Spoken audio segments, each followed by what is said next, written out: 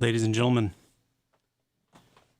welcome to this special surprise Tuesday, late, day before Christmas Eve,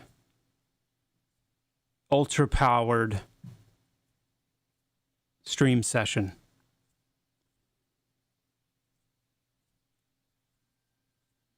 Welcome. We had some big news. If you're not aware, we put out the Mountain Taming update, the double experience patch. Yes, that's right. You heard it here. Double experience is now active. It's been active. If one of your reasons for stepping away from the game for a little while is because you're like, man, the leveling slog, it's a thing. And now they're resetting in spring, so I don't know if I want to put any more time into it. Well, double experience.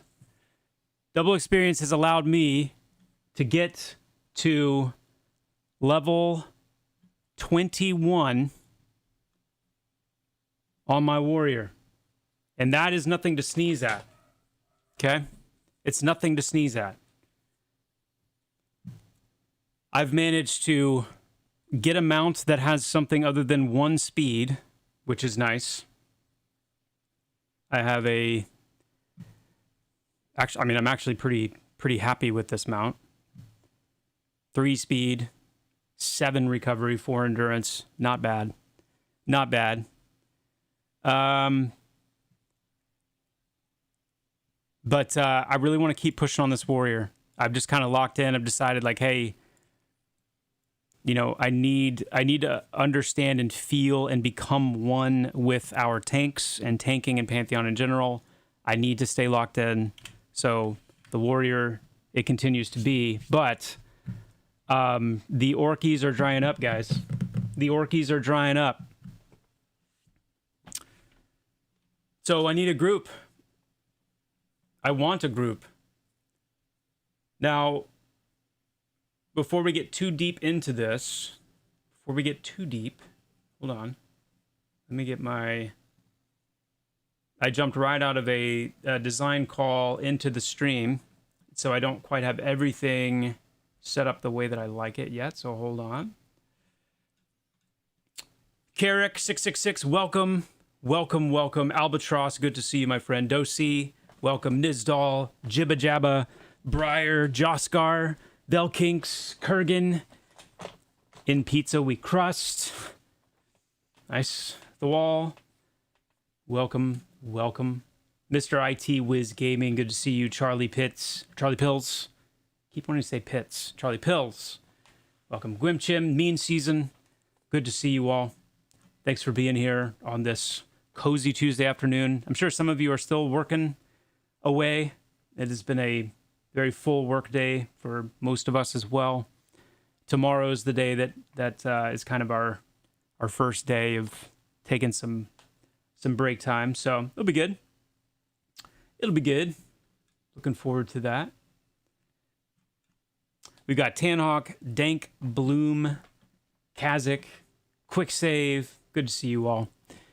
We've also got Guts Rage, Thet the Monk, John Tagger. Hold on, let me resituate this.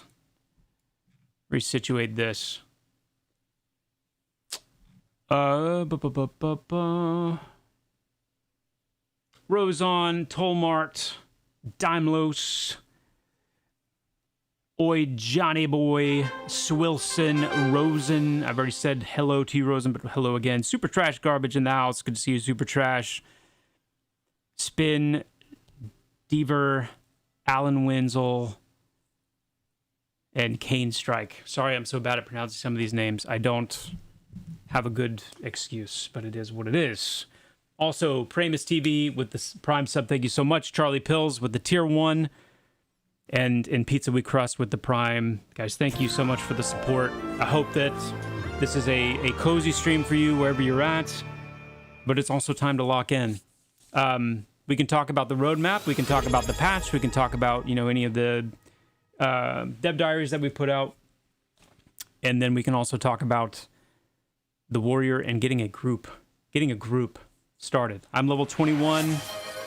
We need to get somewhere. We can either do Mad Run Spiders, we can do Halnir Ghosts. I'm kind of interested in some Halnir Ghosts. My gear, as you can see, is still basically on the verge of being atrocious. No jewelry. I'm using the Thornsteel stuff, which is nice. Still using basic shield. Haven't gotten a bow upgrade or an arrow upgrade. I only have, I think, 2 pieces of mail, the boots and the wrist.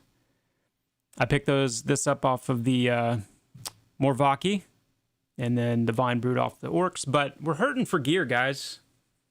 We're hurting for gear. So I want to get somewhere where we can get some stuff. What's up, Datamok? It is good. I am doing well. I am excited about the Christmas activities coming up. I hope you guys are as well. Indeed, indeed. Yo, Tanhawk, thank you so much for the tier 1 sub and the 10 months of support. Really appreciate that, Tanhawk. Thank you, thank you. So, here we go.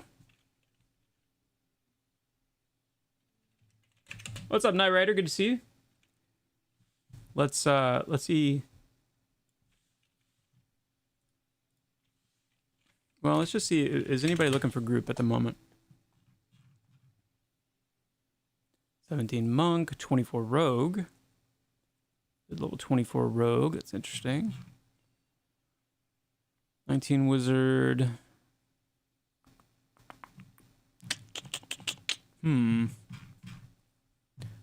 There was somebody earlier.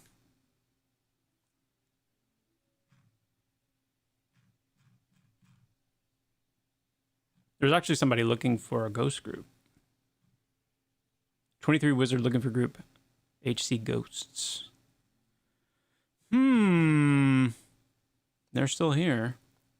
Should we try to get a ghost group together? I've never done ghosts as a tank.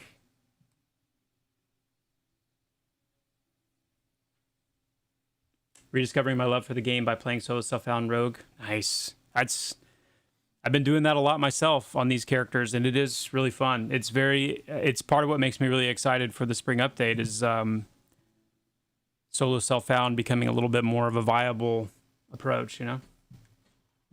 I'm hyped to see both Fairtail and Broken Maw as part of upcoming content. Oh my gosh, me too. Oh yeah. One sec.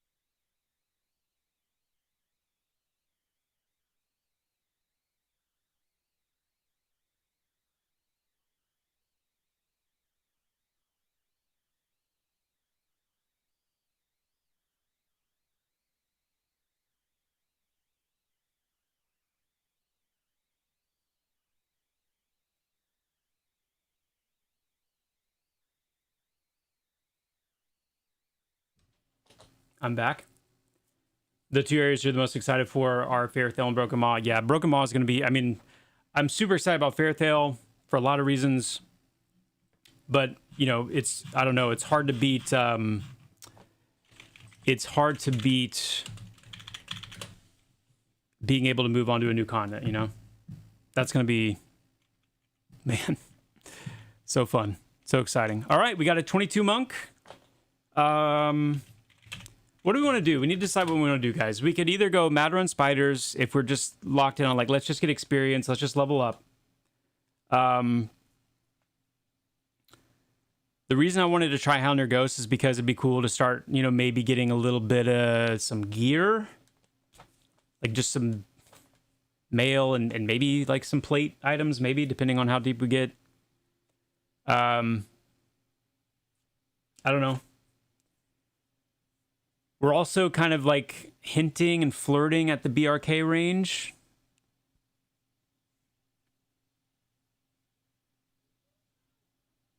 I don't know. What do you guys think we should do?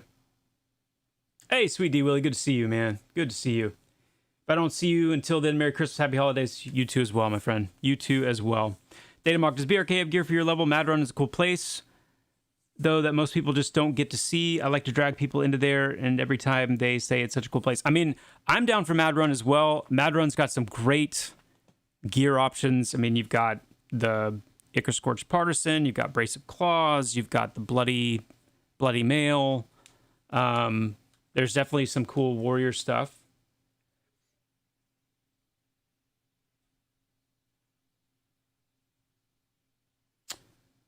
Whoever designed the rogue hit the nail on the head. I have to use all my abilities, and it feels like preparation is 70% of the fight. Yep, it feels so immersive with the archetype. This is the D&D rogue. Yeah, that's really cool to hear, man. Really glad to hear you're enjoying it. It is a really cool class.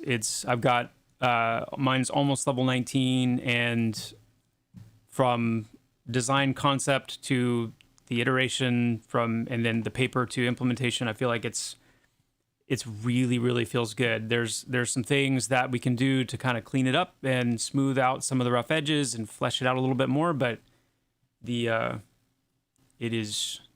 foundation is super solid. Let's do Mad Run. Let's we barely just kind of, I mean, I've been there the last few times, but it's great experience. We've really just kind of poked at it. We did the witch, which was cool. That was actually really cool to get down there and do that fight. It'd be awesome to get a shot at what is it, Lydra? Is she the one that's in the main place? So quick save, as far as the rogue or the summoner, I don't know. I mean, I think maybe the rogue, but I'll leave it up to you. I think both would be fine.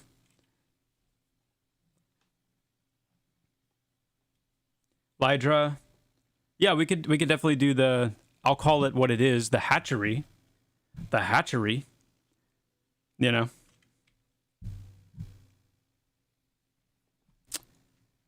If our mail system was online, I could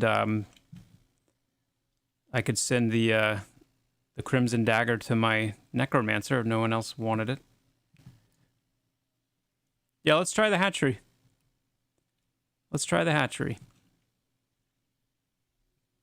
Of course, if you bring your rogue, you're probably going to want to roll on the partisan, which you know.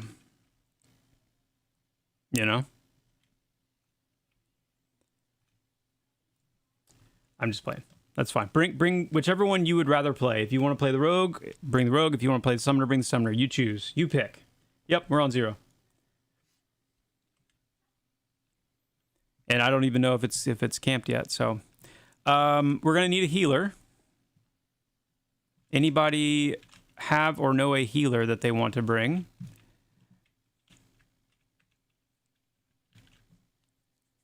I can't hear my game. Hold on. That's why.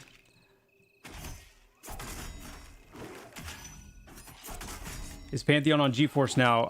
No, I don't believe so.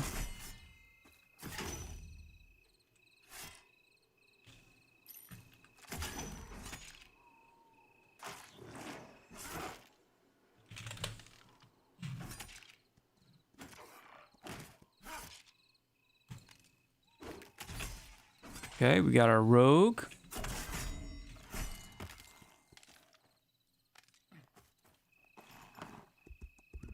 $21 Druid, yeah, Valkings, come on in. Hey, what's up, Broken Stoic? All is well, all is well.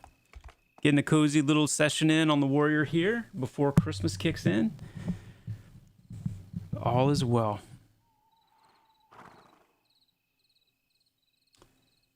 Excited to have the roadmap out.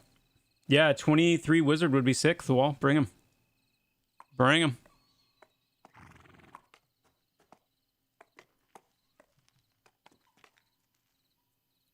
Cool, cool.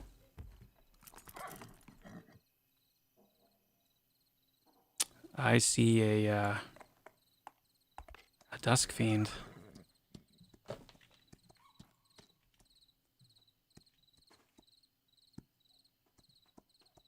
I don't think we could duo the dusk fiend.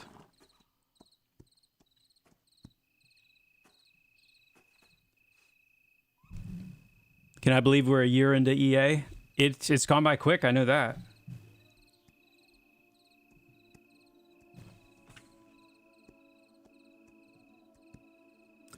I know that much. And with as action-packed as 2026 is going to be, you know, it's kind of just lock-in season, you know? Yo, what's up, Tyrion? Good to see you.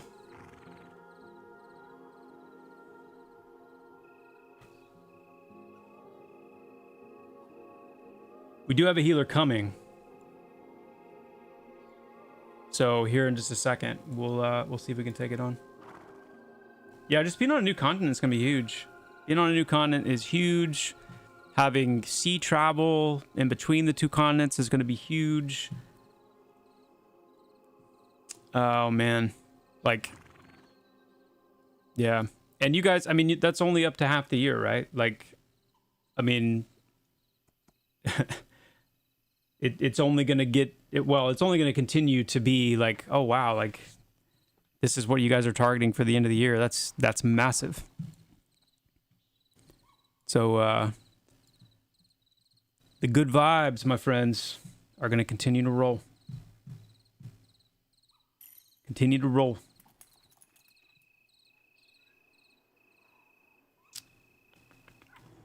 Love the chevron removal plans. They don't do much for difficulty, and I love the idea of having content for solo, duo, trio, and everyone really feels natural and healthy. Yeah. It's easily the thing that I'm the most excited about right now. There's just been so many times, you know, playing my characters where I'm like, man, I wish I could do that. Go there, and can't always find a group to do it, or don't always have time. I've gotten so many group invites, and I hope everybody knows that sends me invites. You know, I'm in game and soloing because I'm semi AFK all the time. I'm constantly in meetings. I'm constantly having to like pull things up, look at things, step away for this, that, the other.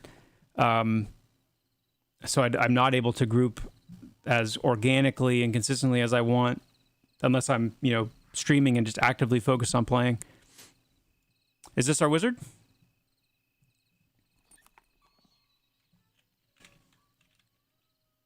Nice.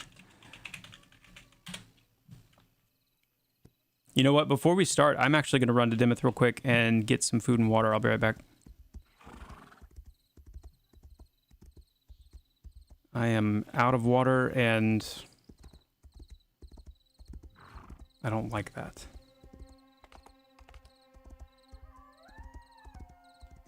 I sort of wish you had said, I hope everyone knows that I don't group with you because I, quite frankly, don't want to.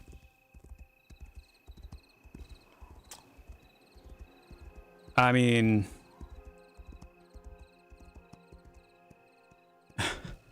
I don't actually feel that way though, so I don't.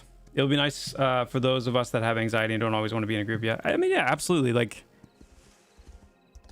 you may not realize this, but I am actually a very introverted person. I don't know, there's like a term for it, right? Like that introvert who's able to be extroverted but is ultimately introverted. I don't know. I don't keep up with the terminology. But there are genuinely times where I just don't. I don't know. It's like I don't. Yeah, like it crosses that line into like those real social anxieties of like, I don't want to have to make conversation or think of things to say, or, you know, I just want to chill and vibe and kind of. I get that. I really don't need all this. What do I ultimately want here? Strength. Let's go with the axe. I'm just gonna take.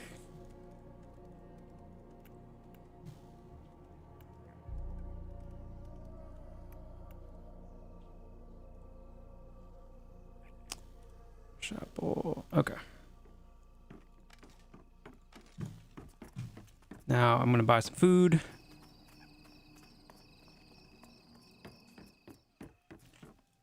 Sell this stuff first.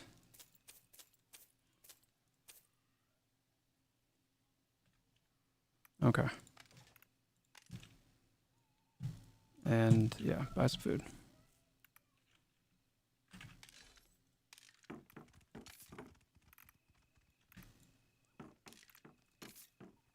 That'll work. That'll work. All right, heading back.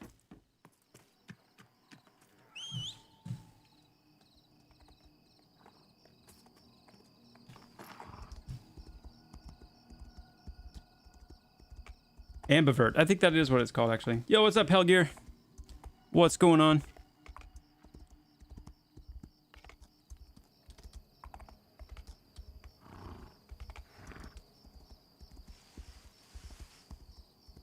I don't know if you all have said, but would they be physical ships or a bell at first to just port there? No, the plan is for physical ships. Yeah.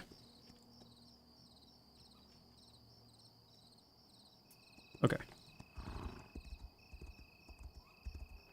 Who are we missing at this point?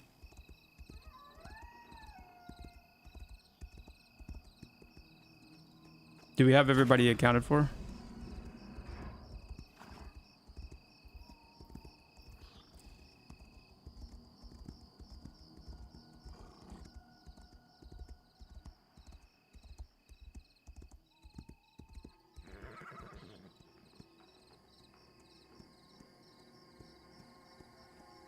Doesn't have to be a title. Sometimes you just want to do your own thing. I mean, that's fair. Yeah. But again, I hope this has come out in the discussions, but like when you, or at least the blog, you know, did a reasonable job of explaining it. But we had a goal. Our goal was to make sure that we had content that could really push and challenge a full group, and content that was soloable. We got some really good data. We got some really good feedback, insight, you know, from that approach. And it allowed us to quickly kind of get a relatively small amount of content into a pretty good state using that system for what we wanted. But over time, and as the game has grown, it's just, yeah, proven that one of our number one goals of making a very adventure-heavy, open world, kind of set off and carve your own path kind of experience was a little bit too stunted. And so I think it's the right change. I think it's gonna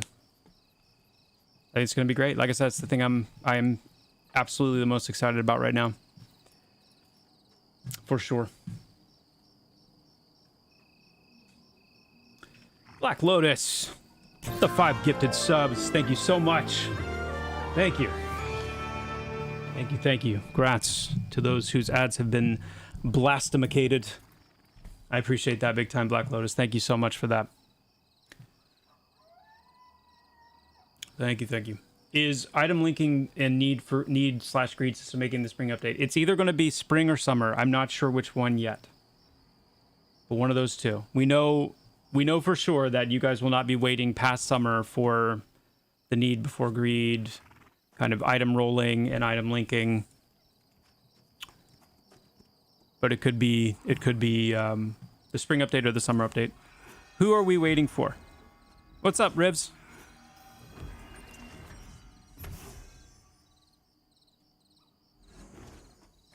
Did we have a 6th person, or have we not found that person yet? Sarah Saul, or do you want to join up?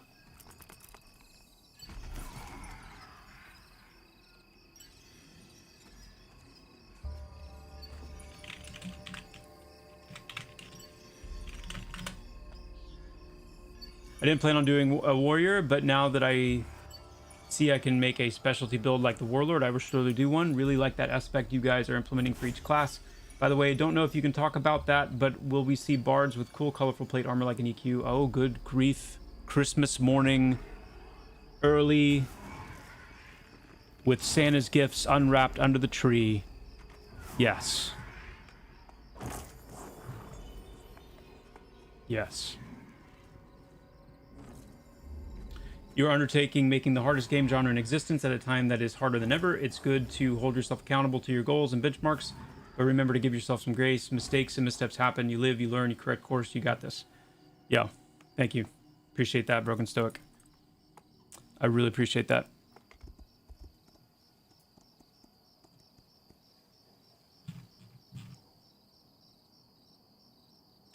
Hey, Job, I convinced my buddy to play on the reset, but question, are you planning on updating the new player experience with the reset? Yes. To a large extent, yes. Yes. There will be, so a lot of our focus on like perception, quests, the quest UI, just that side of things, and a lot of what we will use to build out a bit more of a new player experience is going to be in the summer update. So it will be better. And I think the class experience will be better. The clarity and the presentation of like combat and various things will be much better. You know, the world will be a bit less punishing in a lot of situations out of the gate for players. There'll be a little bit more freedom. And I think in a lot of ways it's going to be better. That real kind of deeper kind of pass on an actual new player experience, even though, like we've said, we don't want to go too far with that and make it too hand-holdy and on rails. That'll still be coming. All right, we're looking for one more. Mad Run group looking for one more DPS. You guys doing lower or higher? Who's talking? Leonis?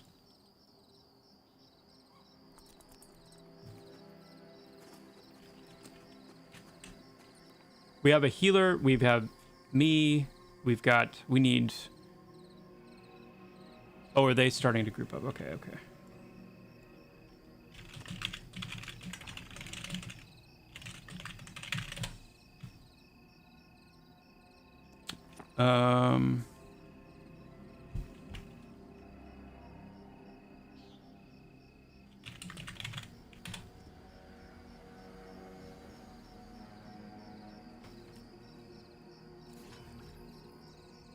Okay, so CC would be good then, yeah.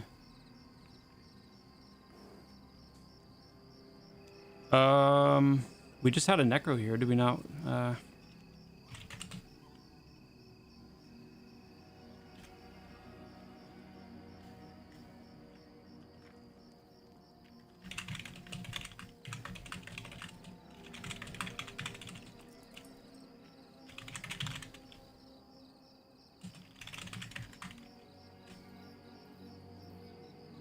Anybody CC? Any CCers? Any CC? Gnomes by Spring, if I missed you said it earlier, Jeff. I didn't say anything about Gnomes by Spring. Even though, yes, I cannot wait for Gnomes, but I didn't say anything about a time frame. My friend.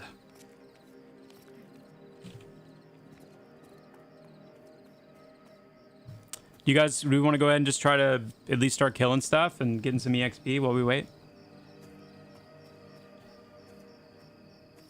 I don't know if everybody's here.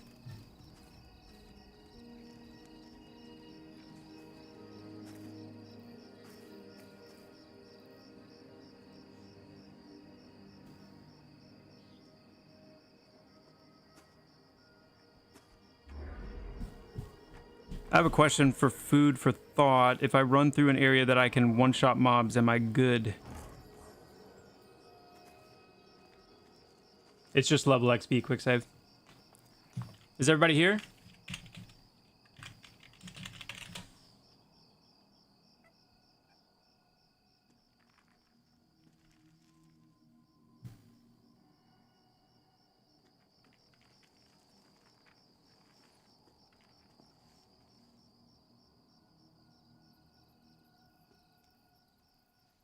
Okay, I think Guyvan's maybe AFK. Maybe.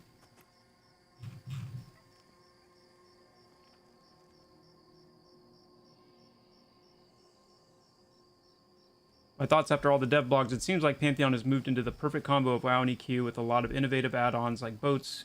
Keep the lore and perception coming and you guys will kill it. Also, starting city experience will be massive. Yes. Yes.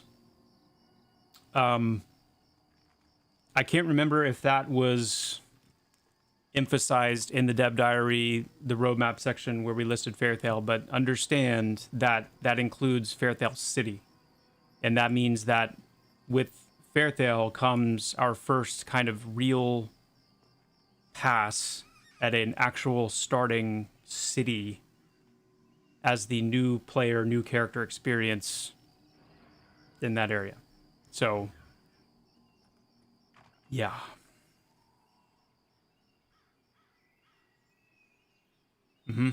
Yeah, Sorhirith will come as well, and then we'll have, you know, our plan for our Broken Maw and also for Thronefast. Okay, guys, I've never done this before, so hold on to your butts. And here we go.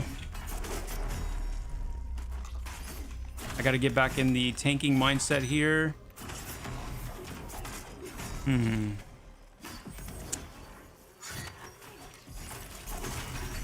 28 Ranger. We could probably use a 28 Ranger, huh?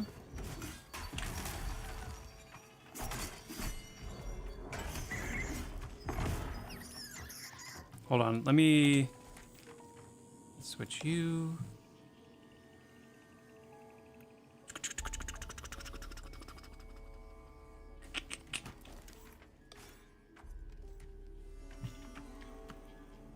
There's the Dusk Fiend. Here we go.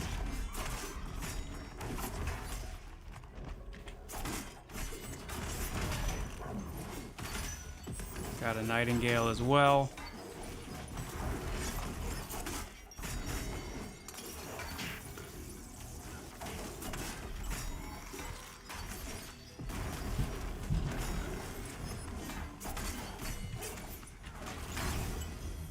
Why am I targeting Rhoda?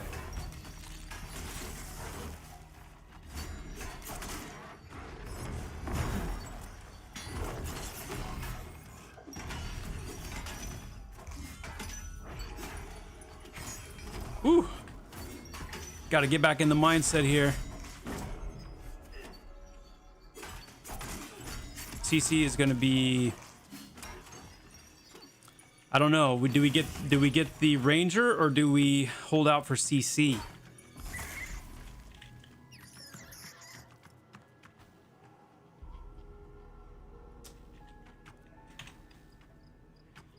I don't want to target you, Herode. There we go.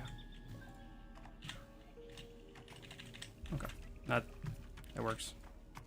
2 stamina necklace. I'll roll on it if no one else needs it.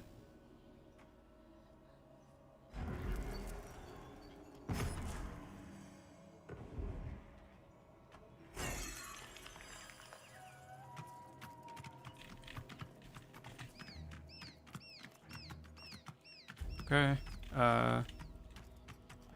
Keely? Okay. Alright. Sweet.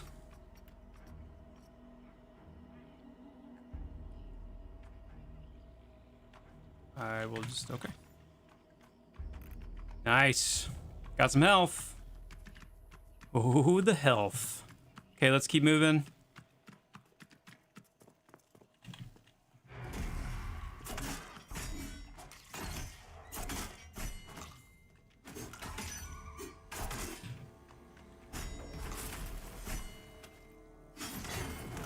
I need to bind that key.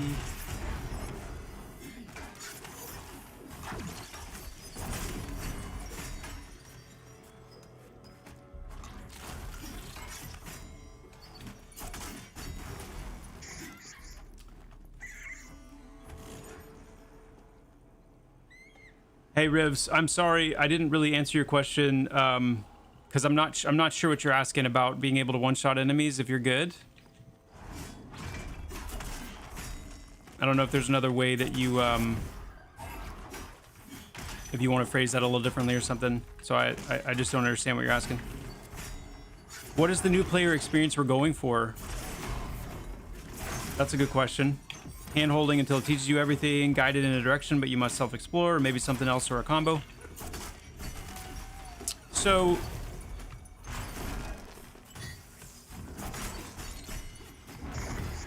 one of the things that I really don't like is when there's too much of a guided experience where you end up feeling like you have to kind of walk through this kind of on rails process each time. It's one of the reasons why when EQ introduced their Glooming Deep, I think is what it's called, Mines of Glooming Deep, just the same place, the same process, you know, every time. I don't really love that. I've always been intrigued by the idea that, you know, to use something like Breath of the Wild as an example, like one of the things that made that game so impactful as an experience is that you could literally like start off. What is this thing doing? You could start off and just run into a direction and do your own thing. Hey guys, after this kill, hey, I need to AFK real quick. Hold that thought.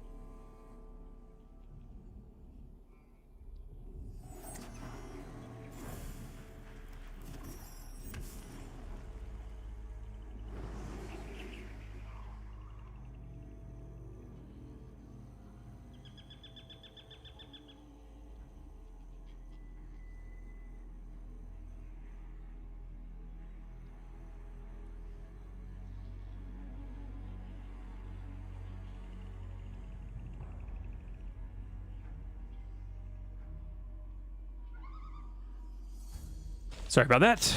We're good though. We're back. Okay. Let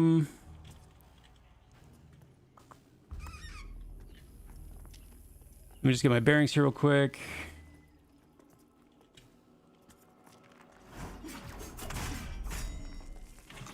Right, so handholdy versus whatever. What I don't like are things like Glooming Deep, where it's just every character you make, no matter how many times you go through it, you just have to do it all over again. I like the Breath of the Wild approach, that idea of you can just like start a character and set off. You don't have things that you have to do. You don't have a preliminary process you have to go through. So I'm not a big fan of that prescribed new character experience. But I'm also aware that, you know, some degree of having things to latch onto early on can be helpful in establishing, you know, more of an identity as a particular class or a particular race, or like having, you know, kind of a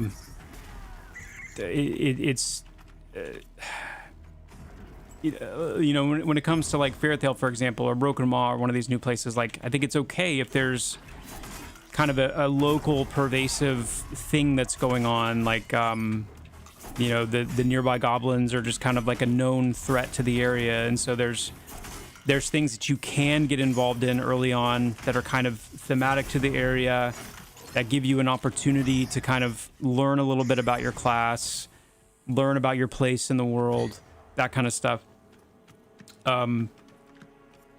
So when it comes to a new player experience, what I'm getting at here is I want to do a better job of tutorializing certain systems in the game.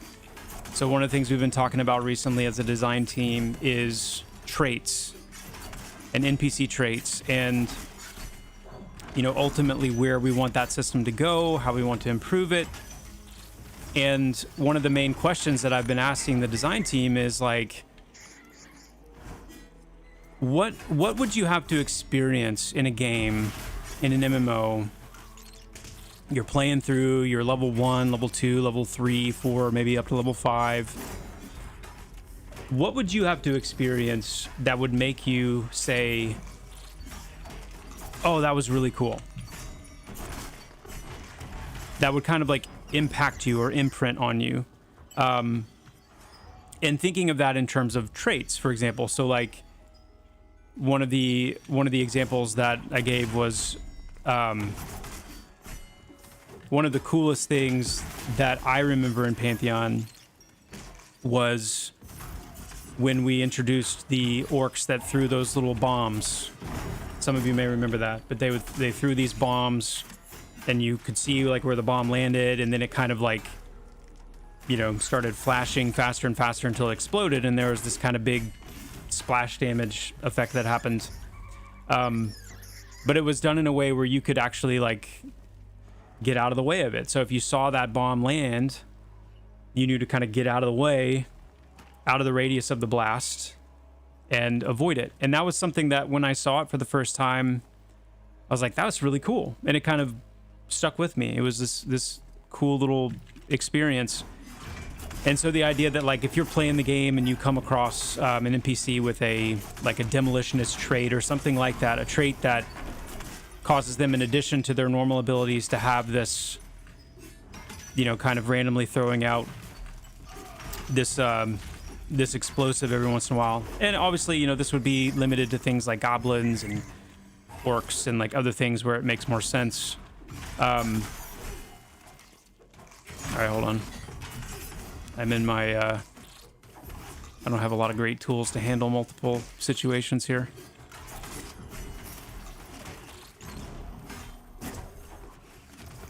We're on the Widower.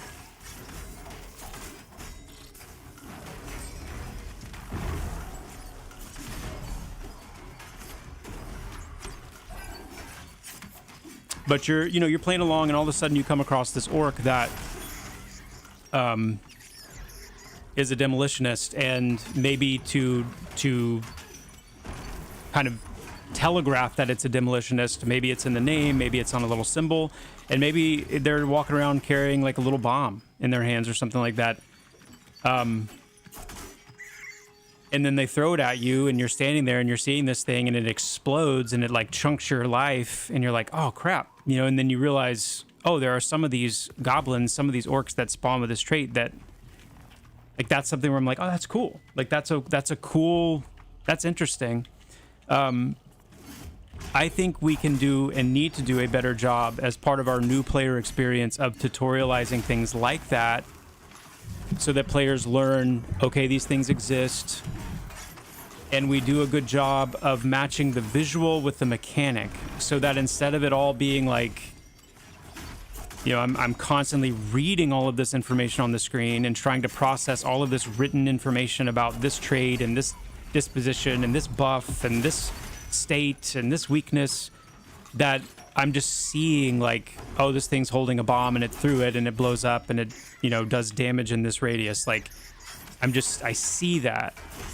And I learn that NPCs can have traits, and their traits do things that, where the mechanic and the visual match really well. And also things like positive traits, you know, an NPC having like a jingling pockets trait or something like that, where they drop more coin than normal, or a trait that grants more experience than normal, so that, you know, players get to learn like to look for some of those positive traits too. So that's kind of a long-winded example of when we think about the new player experience. It really for me comes down to, I want you to feel connected to your class. I want you to feel connected to the part of the world that you're in and the race that you are. Not that you're the center of attention or the hero in the story, but that you just feel imprinted. Like when you leave Avelia, when you leave Sorhireth, when you leave Thronefast City, when you leave Fairthel, whatever, Scargol, Broken Maw, that you carry with you a sense and a vibe of that area.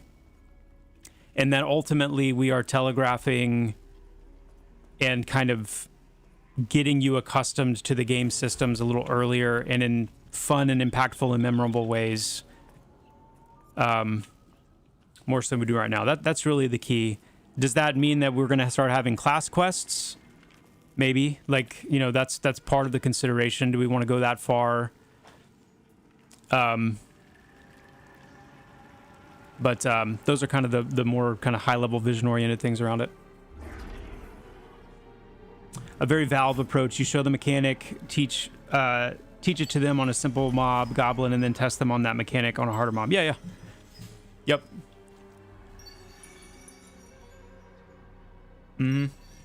Yeah, like a goblin with a backpack or something like that, showing, you know, kind of a hoarder trait or something that has a chance to drop, you know, more of a loot table or things like that. I think would be really cool.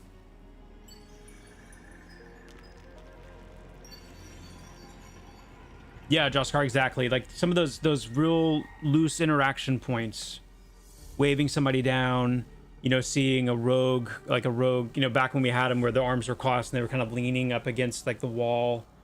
And when you get in range of like the rogue guildmaster, they just kind of like throw their head back like that and just like, you know, kind of acknowledge you coolly and loosely, and little engagements like that I think are going to be the future in player NPC interaction. I'm getting, you know, yeah. I think I'd rather see how that feels before we get to any kind of indicator that someone has a quest or that someone is worth talking to. I'm hoping we can use emotes. I think previewing mechanics, kind of like a spiral curriculum is in school isn't a bad approach. Maybe you encounter a mob that does that demolition ability and it hurts, but the first one you encounter isn't deadly but still hurts.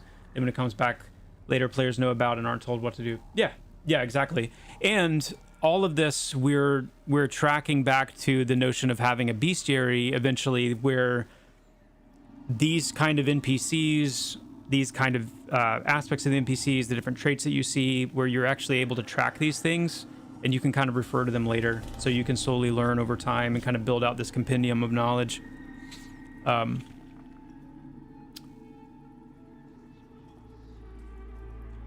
Guys, are we good being down here without CC? Should we wait?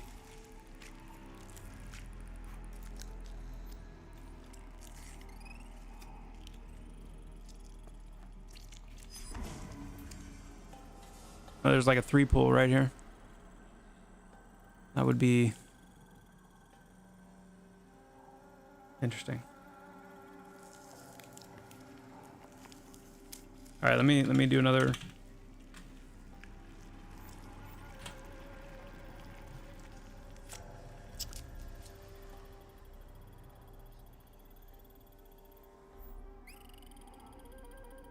Yo, Glorf, do you have a CC character?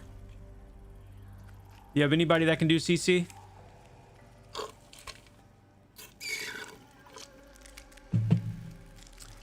This is like basically looking for somebody 20 plus, Colonel Fouts.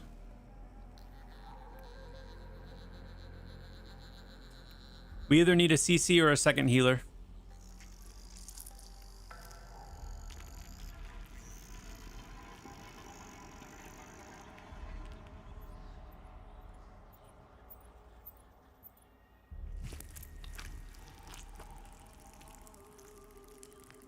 There's a 23 Xiaomi.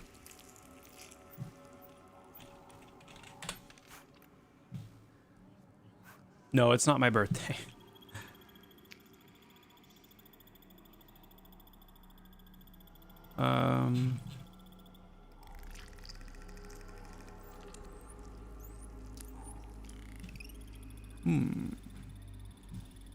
No, it's whose birthday is it?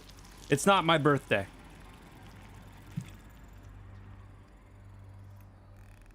I don't know what Glorf is talking about. My birthday is not today.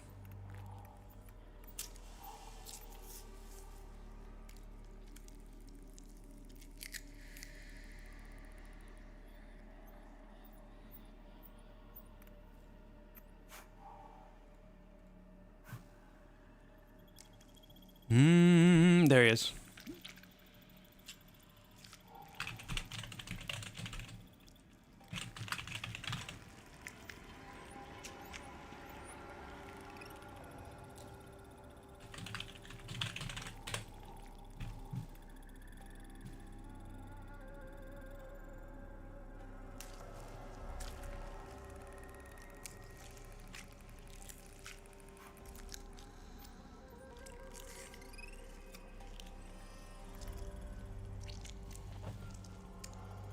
I keep calling it hatchery. I'm assuming you guys don't refer to it as the hatchery in game. Please tell me. Please tell me.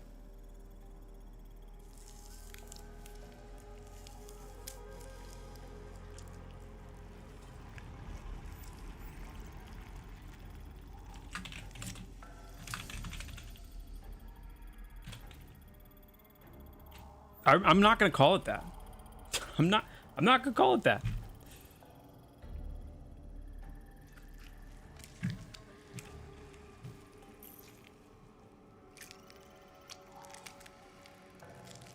This is nasty right here. This is just a straight up ain't nothing you can do about it 3-pull. Get wrecked. Yeah. Joppa, what do you see in terms of where Pantheon is heading with the 2026 roadmap updates? Do you feel the spring update is a big step for the game? Oh my goodness, yeah, it's huge. Huge step. Huge step. Yep. Yeah, not only in the sense of like what the actual game feels going to be like, but it's in the goal of having all of our combat and progression systems in there kind of like, here it is, you know, we're launching, this is the 1.0 state of the game. This is what these systems are going to be and what they're going to look like. So it's just kind of a big step in terms of game feel and development state. It's also a really big statement in terms of like, after, you know, all of the years of all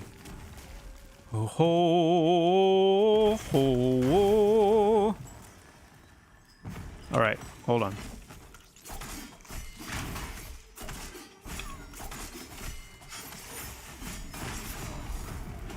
Oh, we have 4. I don't think this is happening. I don't think this is happening, friends.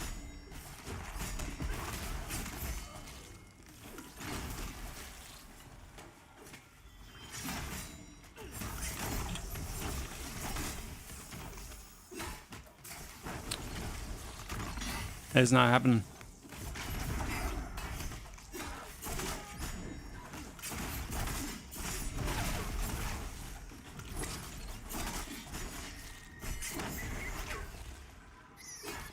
I don't know though. We do have a wizard in the group, but this guy is being very problematic right now.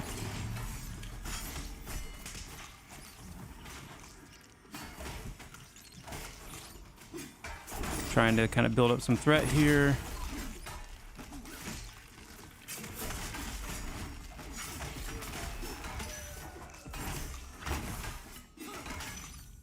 Okay.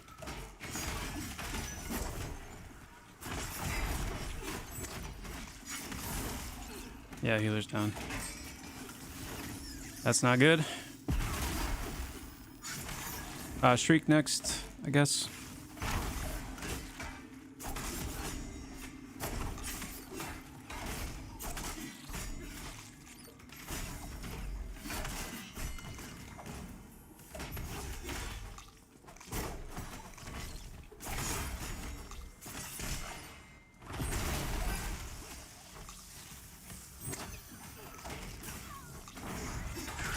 Done.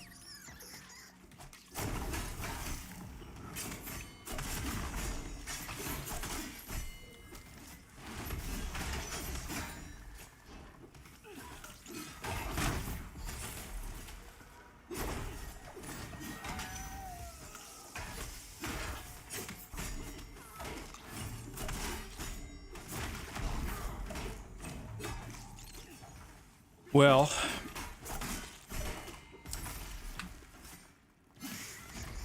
We had a little bit of help. We had a little bit of help that fight. We did have a little bit of help. I'm not gonna name names. I'm not gonna point fingers, but a little bit of help. It's okay. We know we have to acknowledge the flawless tanking. You know, that was obviously played a big role.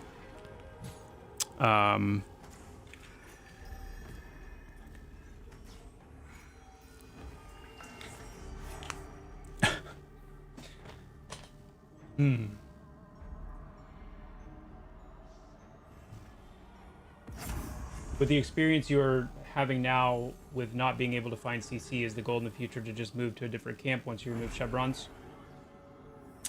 Yeah, I mean, it would be so.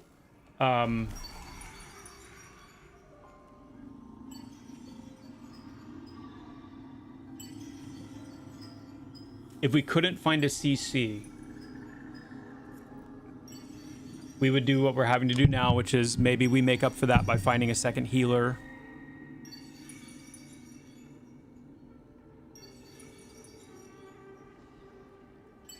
Or else we just say, yeah, like, we can't, you know, we just can't break into this on our own. You know?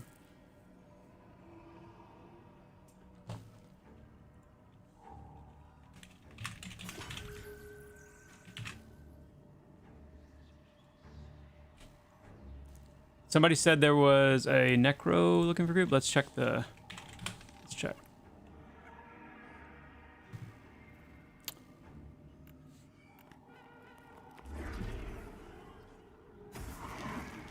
22 necro.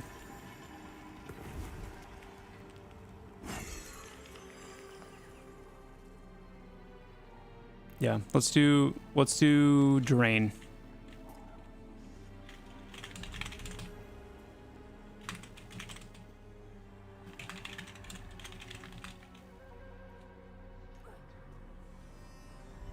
Obviously flawless. Obviously.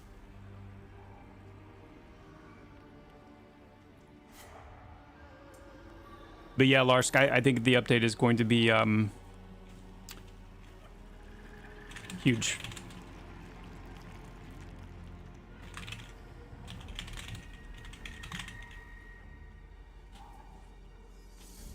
I'm not calling it that. We're calling it hatchery. It's the hatchery.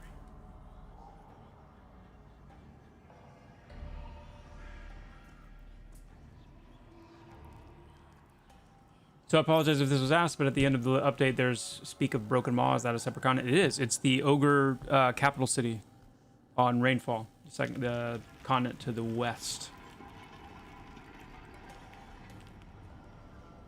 What's the throne fast? That's right. What's the throne fast city of Rainfall? It's a Broken Maw.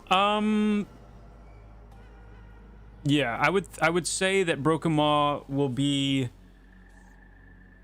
certainly the larger of the three. So you've got Scargol, which is not, you know, a major starting city. Scargol actually is going to feel more like, kind of more like Avelia does in a way, where it's not really a centralized major structure. It's more of kind of a series of kind of dispersed haphazard dwellings and things like that.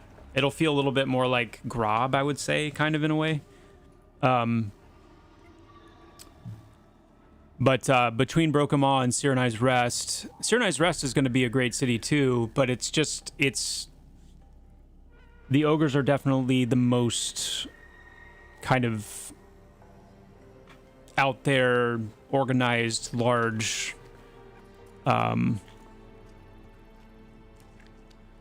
group, whereas Cyrenai's Rest, they're much more removed and isolated on purpose. So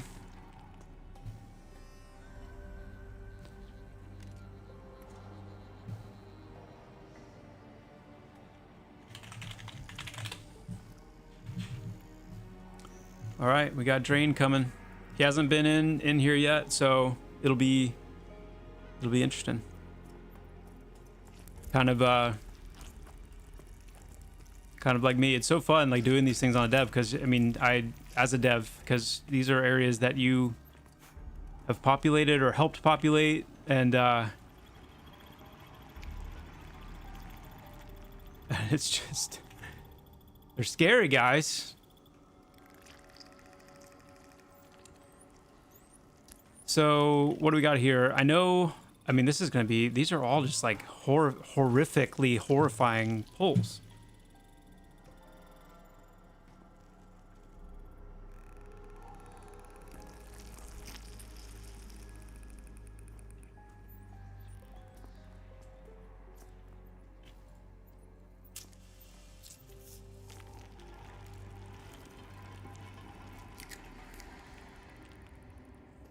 The class race profiles on the website recently updated. They have racial and disposition things listed, as well as some abilities that either were previously or planned for the future. Though they are all in need of updating. We need... Oh, hello there.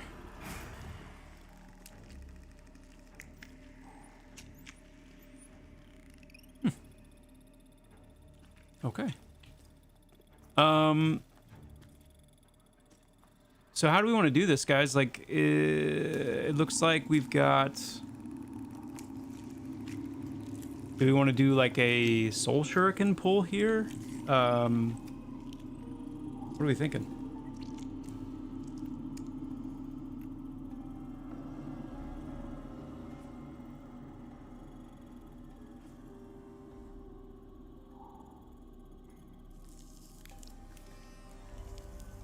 Oh yeah. Oh, we had a lot of fun populating it. That's very different than, you know, puckering your way through, for sure. Maybe once this, well, maybe once the Widower wanders off, we can do like a Soul Shuriken on one of the two on the left. See how that goes. Yeah, go ahead, try it now. Nice. Oh. All right, well, that's okay. Let's pull him back. That messed one might be okay there, but they might pull the Widower. I don't know. We'll see.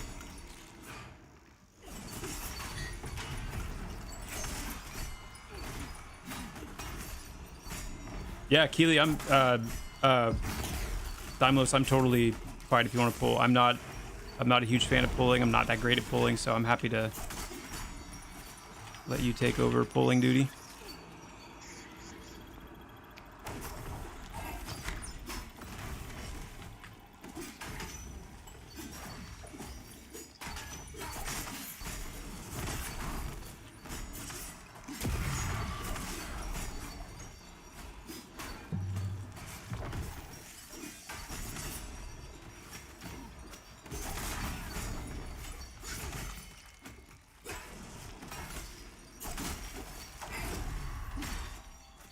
Nice.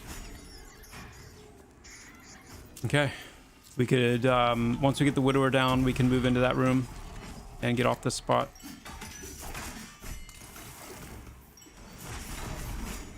Yeah, I don't know why it drains pink. That's hilarious.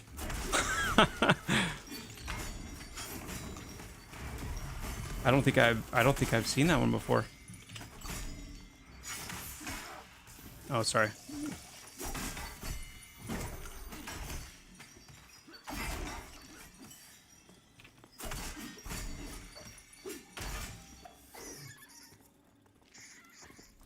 All right, let's see if we can move in.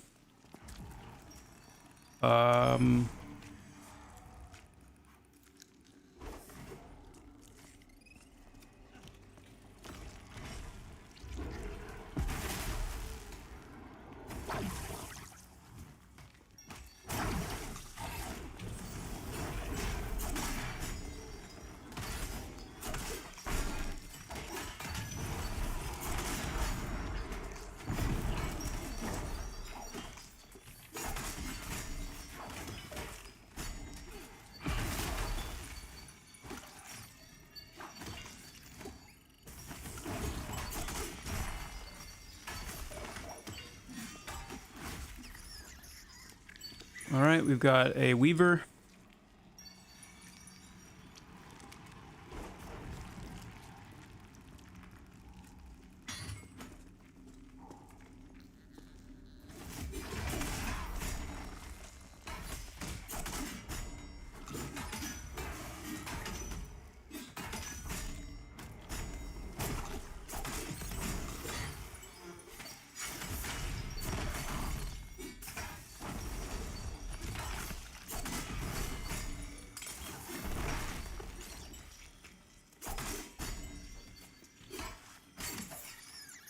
Cool.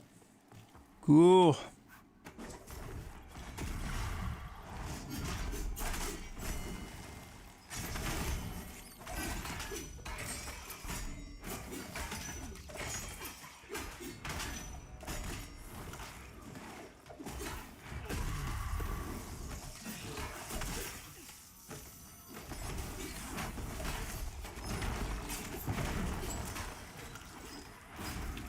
How much would have to be added to connected to Eastern Plains?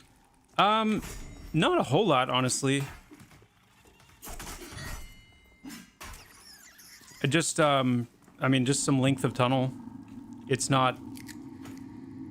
Okay, we got repops happening in here. Oh, no, we don't. That's just a corpse. Never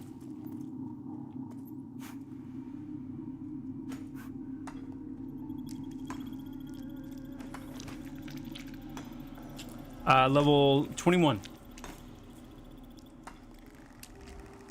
Pojalamies is happening in the spring, which we have not defined an exact date for yet.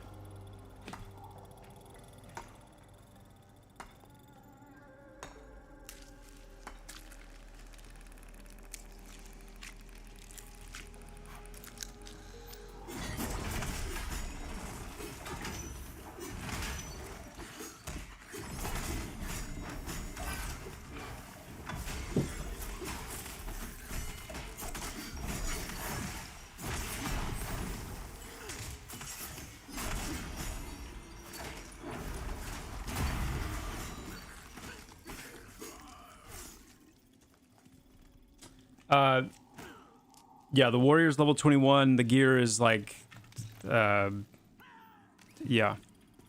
Well, the gear's probably what you would expect from a new warrior that's playing the game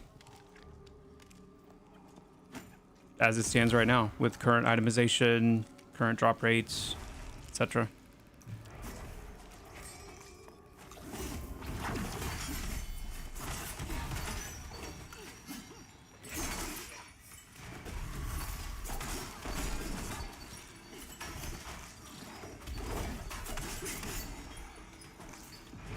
Sorry, I keep making it difficult on you.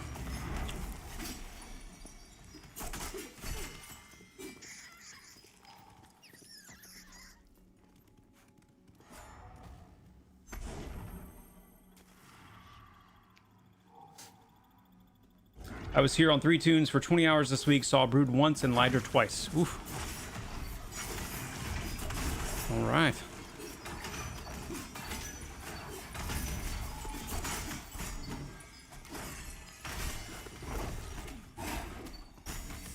Well, hopefully we'll get lucky. We'll see. We shall see. I mean, we already got lucky with Drain's purpleness, so who knows? Who really knows?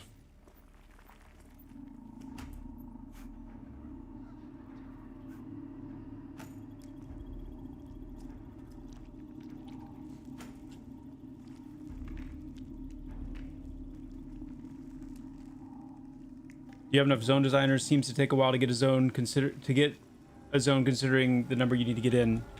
We do now. We definitely did not have enough for a while.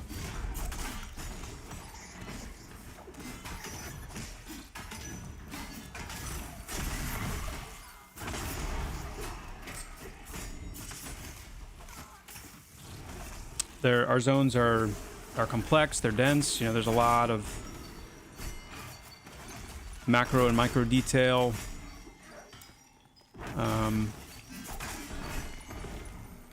Of a pretty high degree of variety. These are things that are easy to take for granted, I think. When you play Pantheon, I've heard people that, you know, played Ashes, for example, and they'll come back and say, you know, like, it helped me realize, like, how much mob variety and just variety in general Pantheon has, because for the first, you know, however many levels in Ashes, I was just fighting all goblins, you know, the whole time, or whatever, and things like that. You know, as many things as Ashes has going for it, genuinely, like, things like that make me feel good, you know, because I know that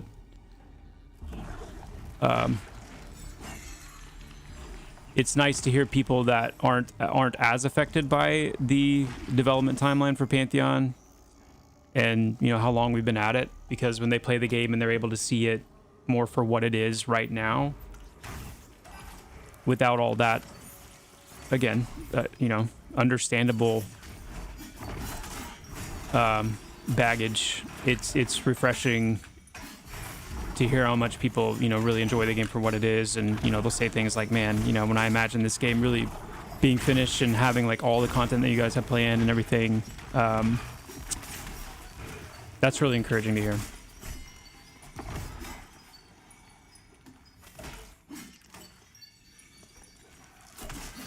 Which is why the funding announcement that we made was such a big friggin' deal, because like it really was the catalyst to unlock, you know, the manpower we need to move at this new pace. It's exciting.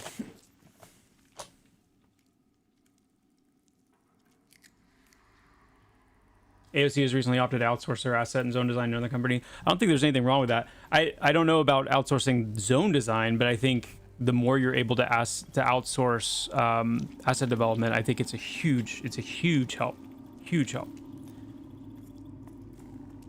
We have an outsourcing company that we work with that has done some work for us, and they're fantastic. If you have a good relationship with an outsourcing company, you have a good connection and flow with your lore and your art, and you know, kind of all the groundwork that they need to generate the assets, then they kind of start to feel just like an extension of your team. Well,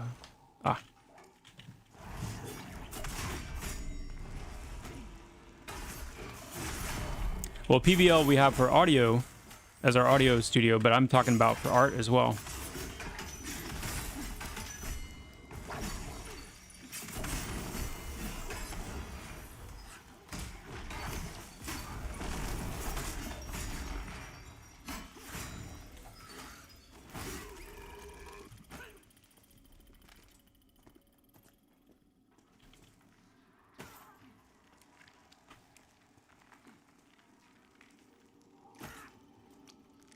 Zanos is Pantheon friendly to casual MMO players. I like the look of it and the slower pace it seems to have, but I'm not a hardcore, highly knowledgeable MMO player. Would I survive in a game like this? Yeah, you would, for sure. And the good news is, with a lot of the updates that we have coming in the spring, it's going to, I think, be even easier for a more casual, you know, mid-core to casual type player to carve out a really enjoyable experience in the game. So I would say, yeah, absolutely. If it seems interesting to you, go ahead and get your feet wet, kind of get a feel, and then read up on some of the changes that we have coming up in the spring to understand, you know, how it's going to continue to kind of improve in that regard.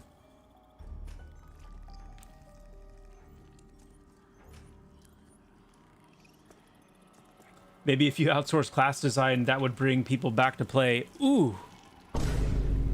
Ooh. I think that's spoken with love. Death to Gnomes. I think it's spoken with love. You had a post about the Necromancer earlier, and I saw it, I read it, I processed it, and then I forgot to respond to it. Can you repeat it? It was something to do with like mana cost. Yo, Rip Leroy, thank you so much. 10 stream streak, my friend. That's awesome. 10 stream streak. That's so cool. Very cool.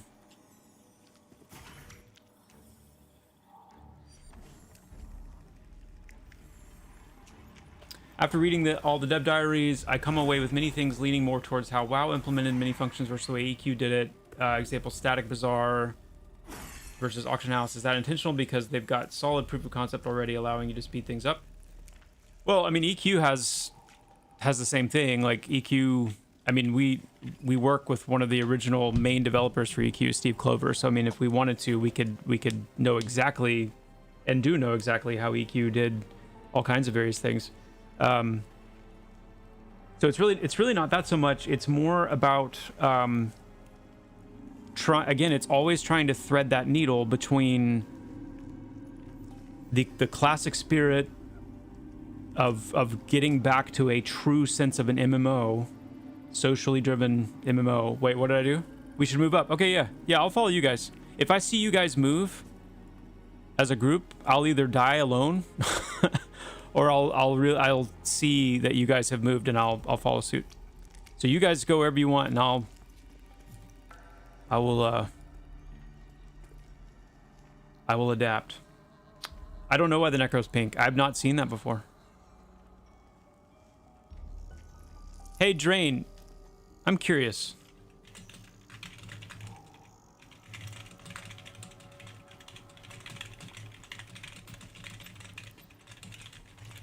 I want to see if he logged out and logged back in and if he'd still be pink.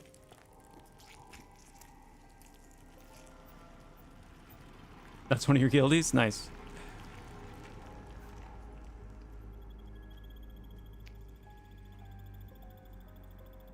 Yeah, the new Wild Blood stuff is really cool. Very cool. Excited to get more and more stuff like that in the game. It's clearly future, that's why. So I understand you played Necro to 20-ish in a group. What do you think about mana problems when you have to mez and root and feed mana to other group members? How much mana do you have left over to really DPS, trying to DPS, then warrior DPS group for change? Yeah, I will say my last experience on the last stream with the Necromancer was very eye-opening in terms of like their mana issues right now, because they have, you know, with the current time to kill in groups, you really don't have, you're having to apply, if you go the dot route, you're having to apply dots every fight and apply, get them all on there as quickly as possible every fight to have a hope of them ticking for enough damage to feel worth it. I mean, you're not meant to be topping DPS charts as a Necromancer. But you should feel like your DPS is meaningfully contributing and worth it. And right now, if you're either life tap spamming or, you know, dot stacking on every fight, the fights are so quick, you don't have time to build up enough mana to then also, you know, give it to the group and do the other utility really thing. Much less the time to do the utility aspects of the class, which is like siphoning stats, and then, you know, actually doing CC, because your channeled CC is extremely limiting, meaning like that's all you're doing when you're CCing. So I definitely see and feel the mana issues with the Necromancer very acutely. And I'm starting to kind of form some thoughts, you know, in connection with a lot of the feedback that you guys have given, some discussion with Mark and various things with Fuso. So, yeah.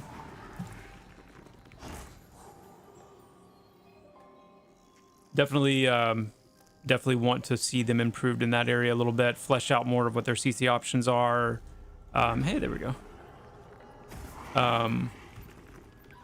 Give them a little bit more utility. Things like making their drain life for mana spell a little bit more, you know, intense, where you're actually losing more life but gaining more mana as a result of that. There are just some tweaks I think that are going to go a long way to making the Necro feel a lot better. But I definitely see and feel the mana problem and some of the CC problem with the channeled mez.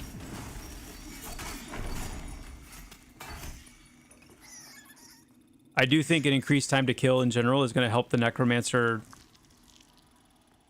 kind of fit more into a pocket in and of itself, because they have more time to apply everything and more time for things to tick. And but then we need to specifically to address some of those other issues on top of that.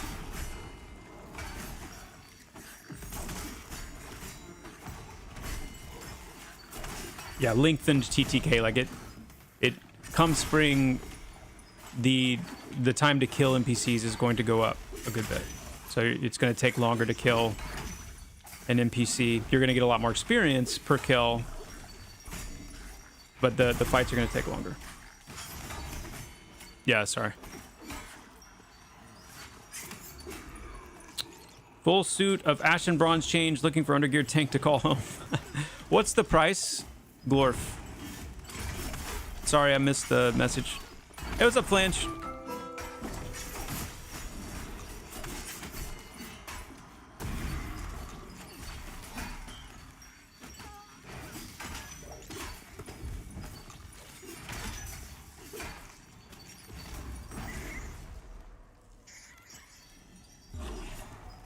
Oh, necro updates will be ready. Yeah, the necro updates will be by the spring.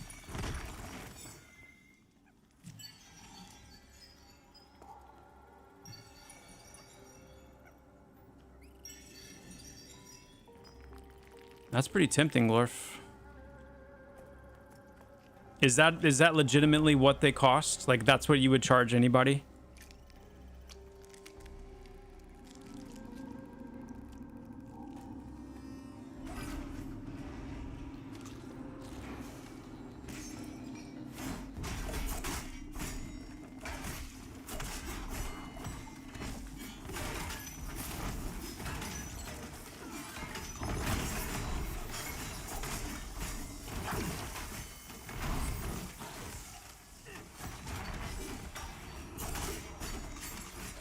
Alright, he's trying to mez that. Stay on the, oh, never mind.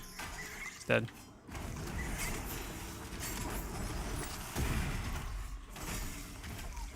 Alright, so if we get an ad...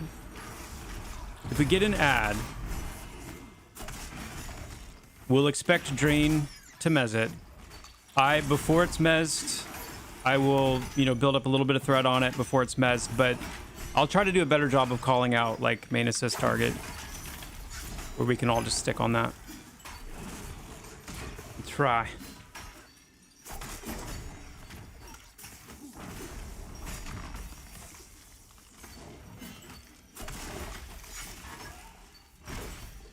What did I respond to last stream?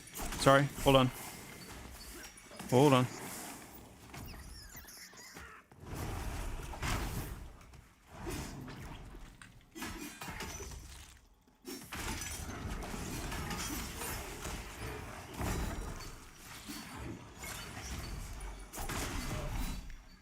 Summoners need a lot of love. Summoners have a lot of love incoming. Alright, we got an ad. It's Mez, so leave it alone.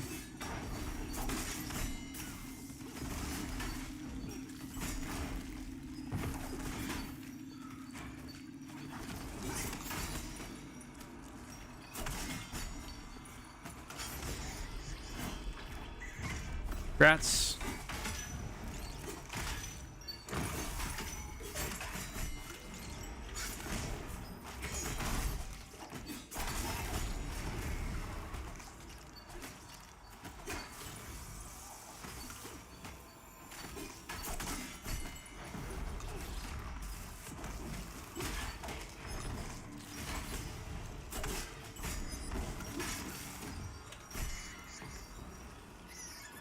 T-Chief, because it coincides with an overall reduction in how many kills are needed to level.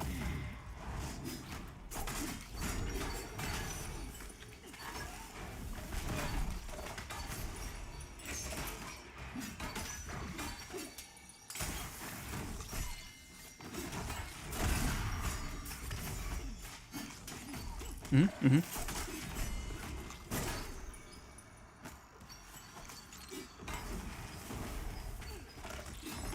Summoners really have not had a whole lot of love, Death to Gnomes. They really haven't had a whole lot of love. There's been a lot of things with Summoners that we've not been able to do because they have such unique mechanics that we've just kind of been on hold for a lot of things for them.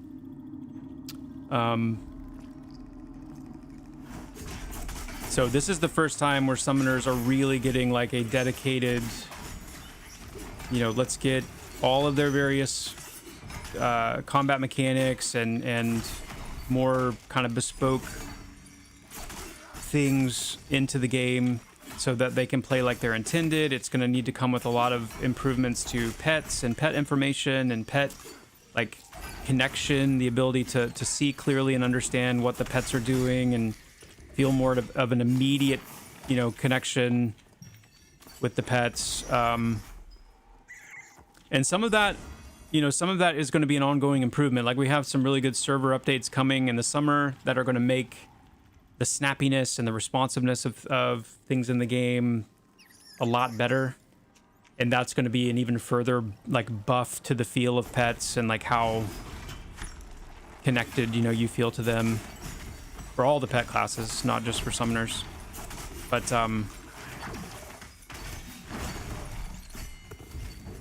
Yeah, it's gonna be really good. Summoners need it. The class needs it. It's a really, really cool class. Like, and it needs to shine in its way. So I'm really excited about it.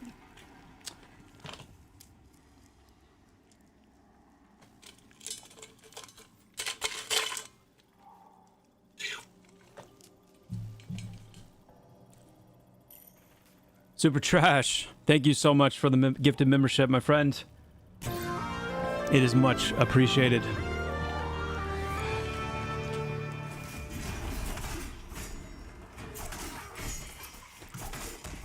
All right, hold on. I'm getting glorfed. Hold on. Dust at 1 gold each, 2 gold for insight, prowess, acuity. We'll do 50 silver for each runes. 1 to 2 gold per stack for food items, depending. So shouldn't be hard to work a 5 gold equivalent. Yeah, well, I have a lot of things to sell to you, Glorf. If you're really buying all that stuff after this dungeon session, let's meet back in Demeth, because I've got a lot of stuff to sell that I've been trying to sell. Got a lot of dust, a lot of runes, a lot of food ingredients,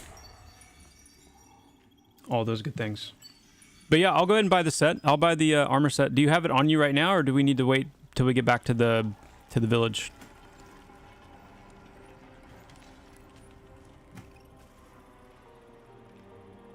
Oh, here we go. Getting serious. Ooh. Whoa. Okay, hold on. 5 gold. Okay. Robbed me of my storm, that's fine.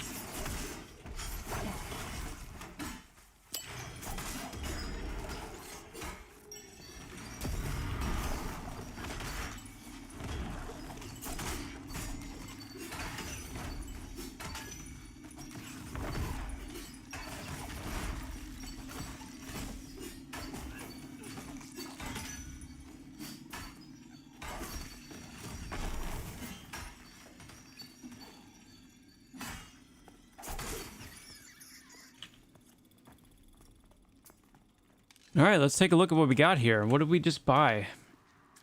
Start with the chest piece. 22 armor. Okay, we can go ahead and do this.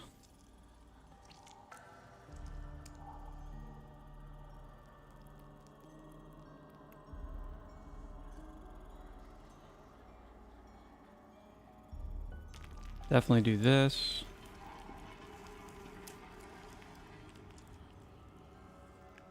I think everything else is kind of a wash because we want stats, right? But that's a decent bump. What is our AC right now? 223? That's not bad. Oh yeah.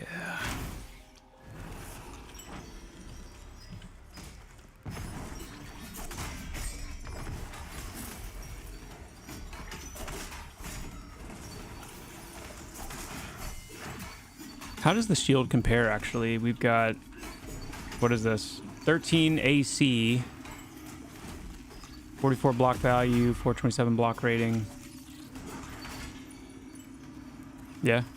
That's a nice shield. Nice.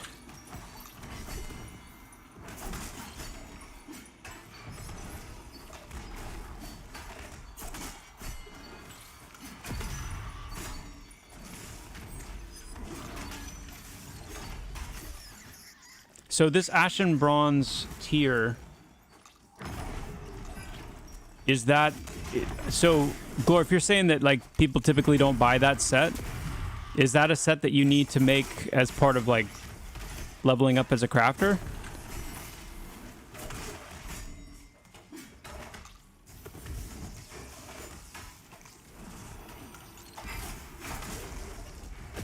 I don't need wisdom bracers. It's just these bracers have... I mean, I guess, honestly, like, it'd probably be better to put those on you. Extra point of AC.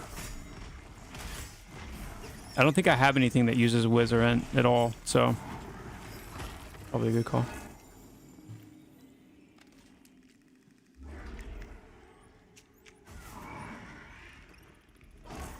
Oh, right. Okay, yeah.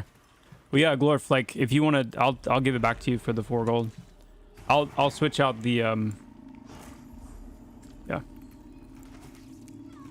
Oop. I'm going to keep the shield and the shoulders, though. Thank you very much.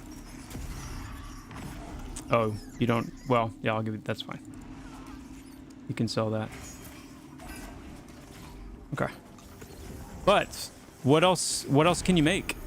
Because, can you make any statted armor yet?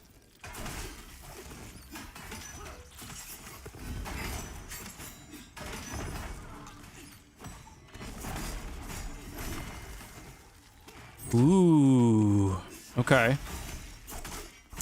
Let's think here. Well, we need to know the cost too, because I've got 22 gold. So obviously I'm not gonna be able to go crazy, but I don't know, like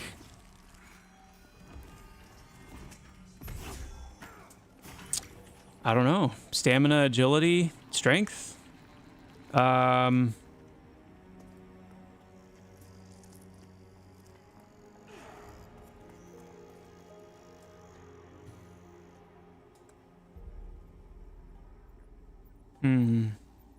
Oh, and con, yeah.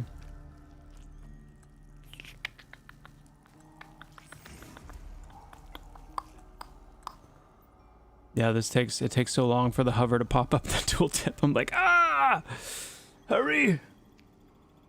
We used to have, like, if you held Alt or something, it would, like, do it immediately. I missed that. I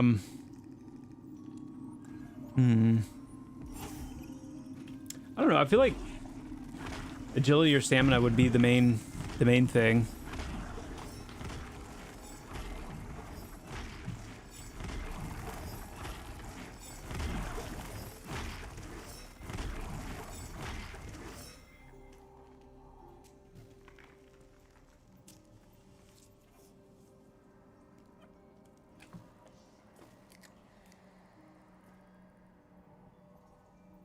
What has your early data return been on the Summoner of Bones and or the teleporting system in HC? Is it working how you envisioned it? Honestly, not a whole lot of feedback so far that I've seen.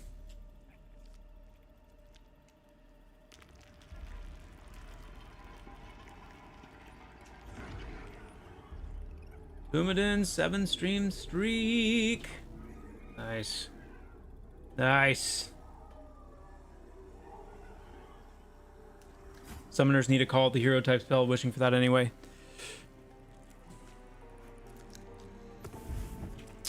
Primary stat, I mean...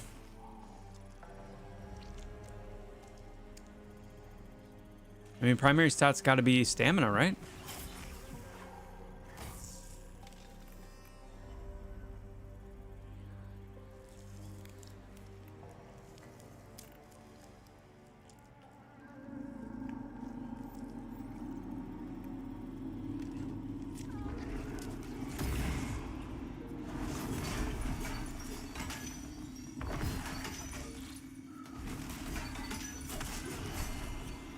Would any of you warriors advise going differently than that? Anybody else go non-stamina as your primary stat?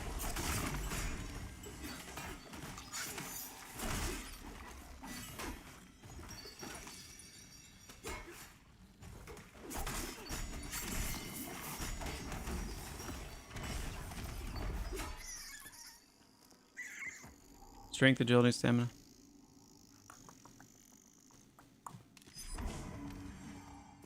I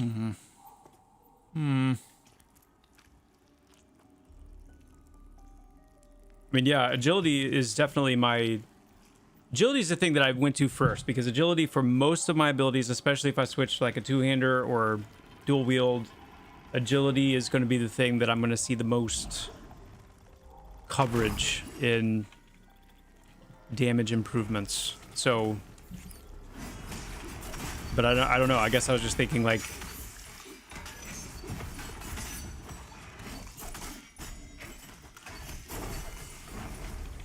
if I'm going to be but I mean that all translates to threat too, so it's like, yeah, maybe agility is the way to go, Glorf. Let's do agility.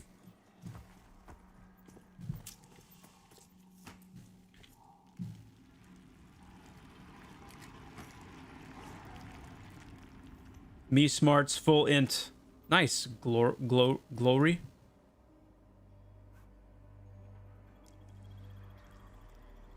Okay. Can I explain chests and the key situation? Seems I can never open chests even with having keys. Can rogues picklock them? We don't have picklock in yet. And you have to have the key that matches kind of the tier of chest that you're dealing with. So you might find a chest that's lower or higher tier than the key that you have, which is why you're not able to open the chest when you find them. We're ultimately moving away from that system anyway, with chests and keys, and just at least, you know, certainly for how crafting schematics and those things drop.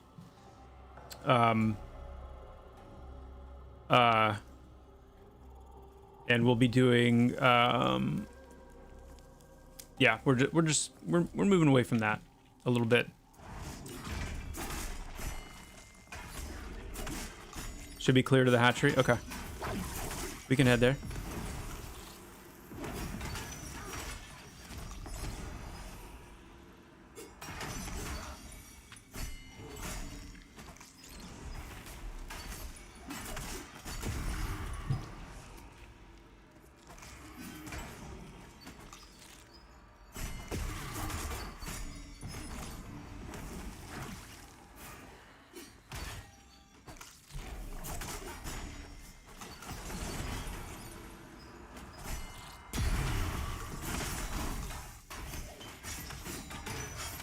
All right, I've got some aggro on the Weaver. We can mez that one if we want,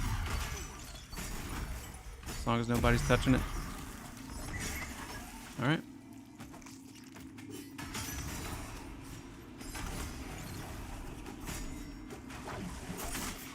What I hope is that when Master comes, there would be options to be like a damage avoidance type of tank, which would stat for agility and work on dodge, repost, parry, etc. Whereas if you want to be a damage soak type tank, you go strength stamina as your primaries and focus on critical mitigation, for example.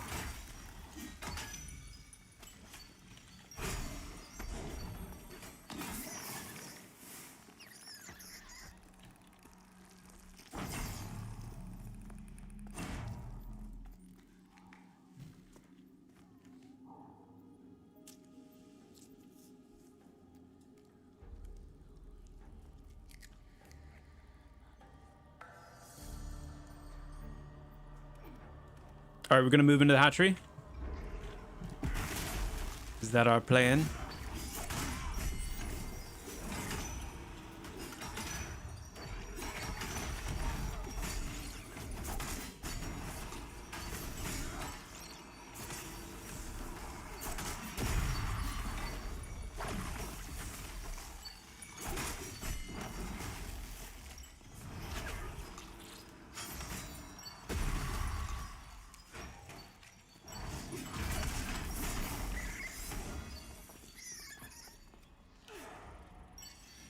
Name just popped.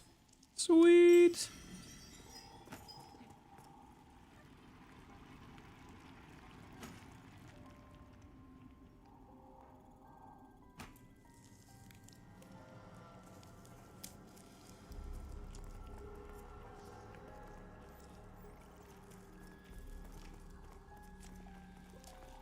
Guess we're heading down. Let's move.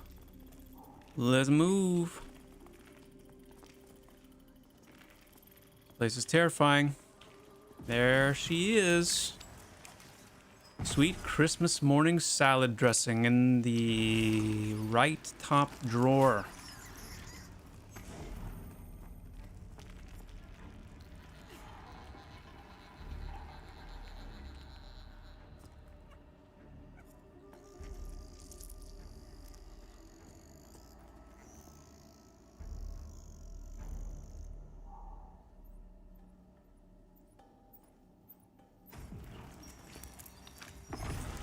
Chief,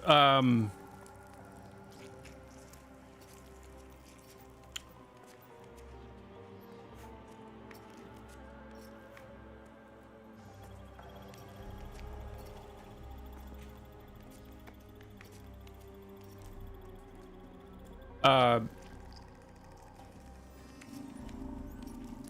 I don't keep salad dressing in my top right drawer. That's an expression. That's just an expression. It's a colloquialism. Something that we all say, you know? All right, we got pops.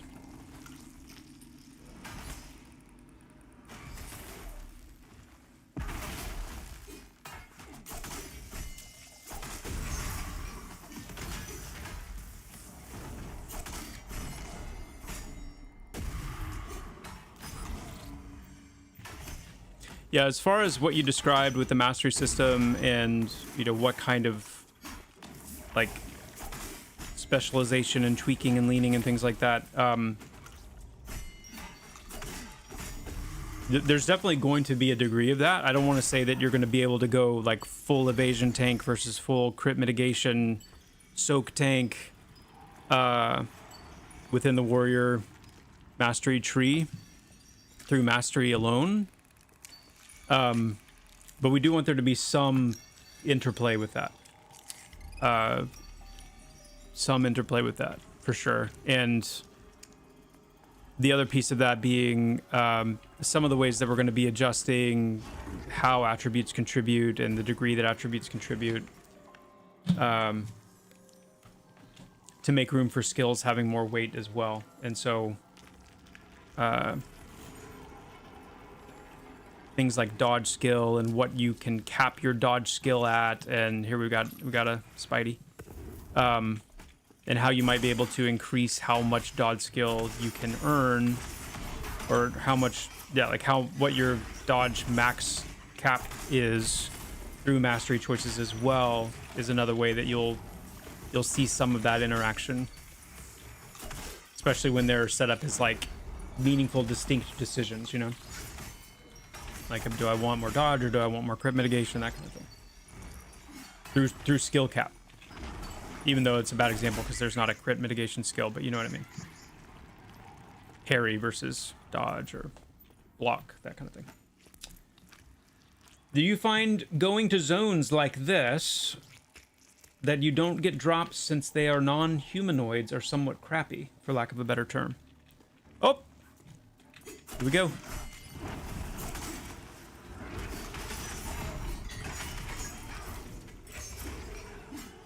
All right, let's pay attention here to what this thing is doing. Feeding frenzy.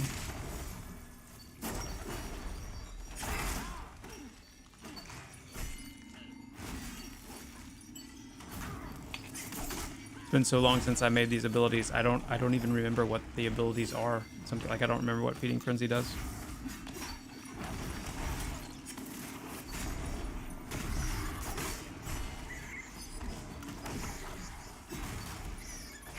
Got a Mad Weaver.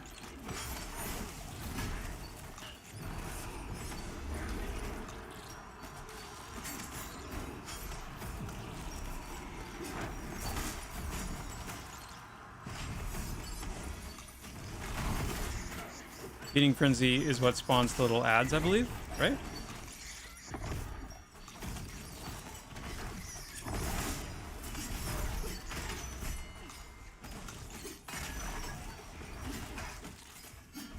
Bro.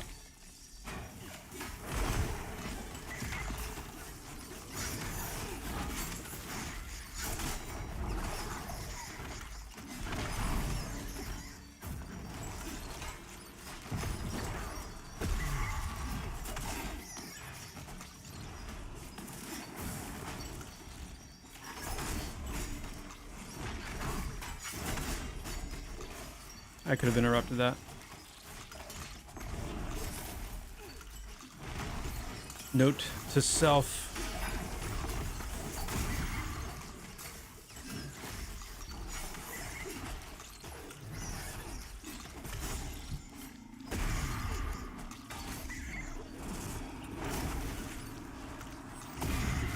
Maybe not.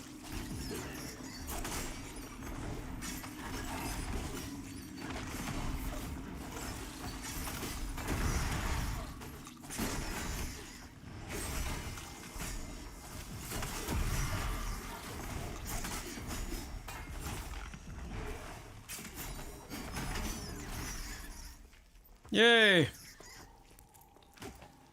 Ow. I'm dead.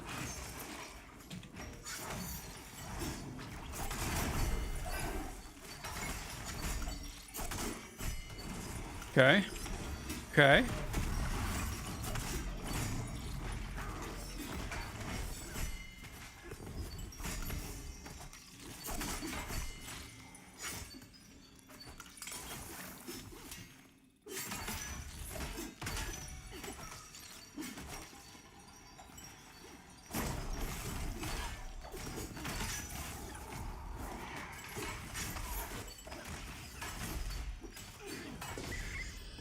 Hey! Ding! Ding! Sick.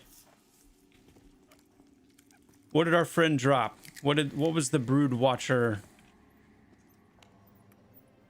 carrying on this day?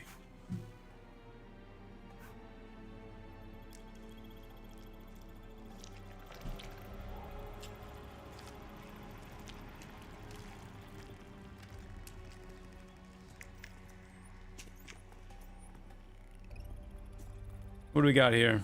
Dagger of Crimson. Oh, cool. It dropped the dagger. Sick. That's a beautiful dagger. Beautiful dagger.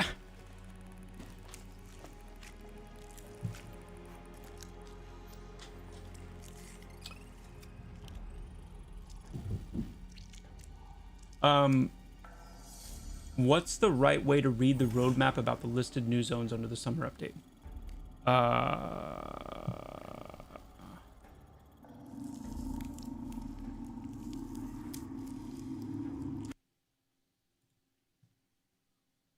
Well.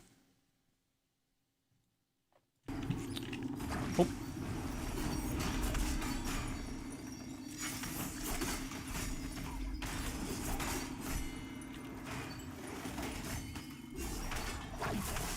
Oh yeah. Yeah, I mean, like I said, I'm very, my gear is laughable, but that's kind of, you know, much more of a normal kind of gear situation. Goodness gracious, the collision right here. It's a little bit silly.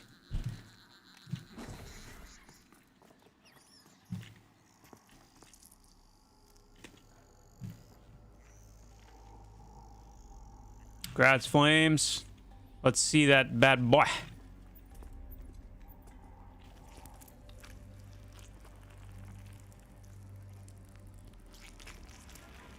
We need to see it. We need it. We need it.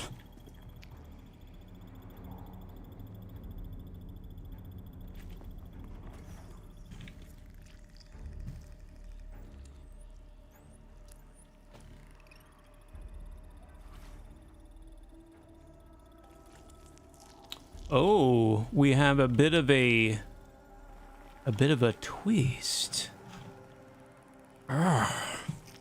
Twist. Ooh!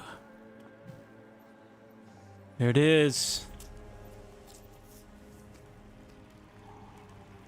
There it is. Covered in eyeballs. Juicy eyeballs blinking in the wind.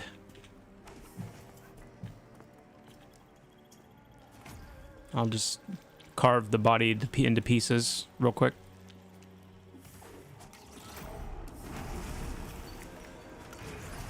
It would look good if it had a big blinking eye on it. That's what I want to see.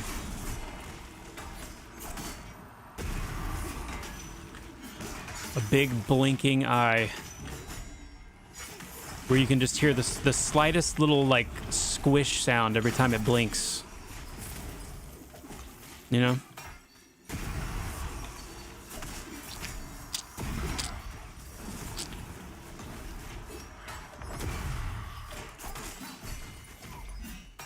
That would be wonderful. Oh. Wonderful. Yo, Tanhawk, bro. Ooh. Thank you so much. The 10 gifted subulations. That's awesome, man. Tanhawk, thank you. Merry Christmas to you as well. That's awesome. Congrats. All of the ads blastinated.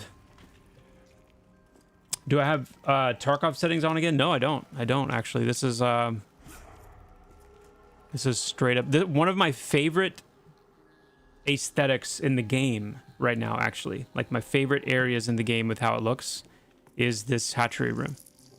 I love the way this room looks. Is it bright? Yes. Is it overwhelming? No. Is it squelchy? Yes.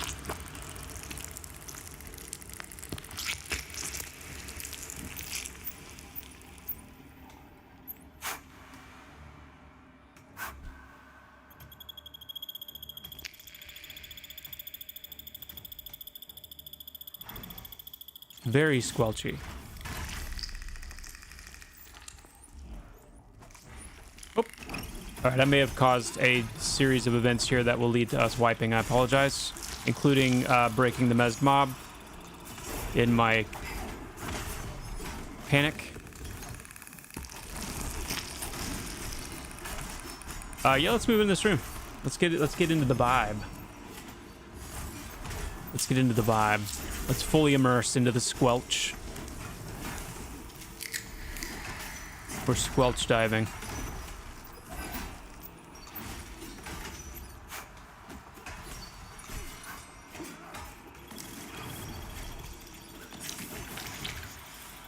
Does Lydra spawn in a way and path in a way where we would be able to see her from this room?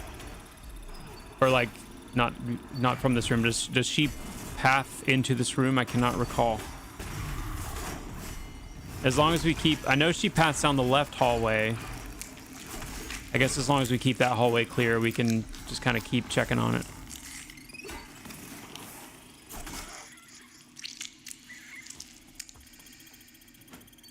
Dude, the squelch in this room is incredible.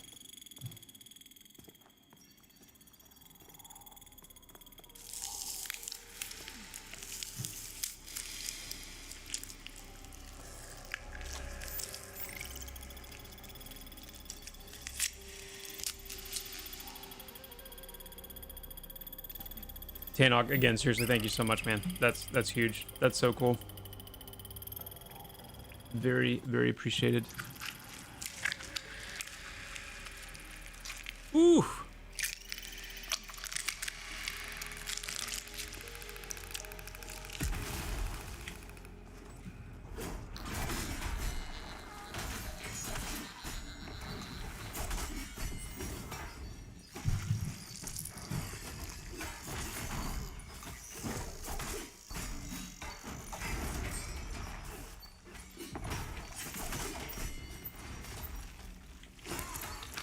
Joppa, so I came back last week after a few months, hadn't touched my monk in a long time. Man, the changes you guys made make combat with my monk feel fantastic. Now, bravo, better than my EQ monk. Yo, Alberto, that's awesome, man. Good. I'm so glad to hear that. Very cool. Very cool to hear. Just wait until Feign Death gets tuned up a little bit. That's gonna be some good times. Some good times.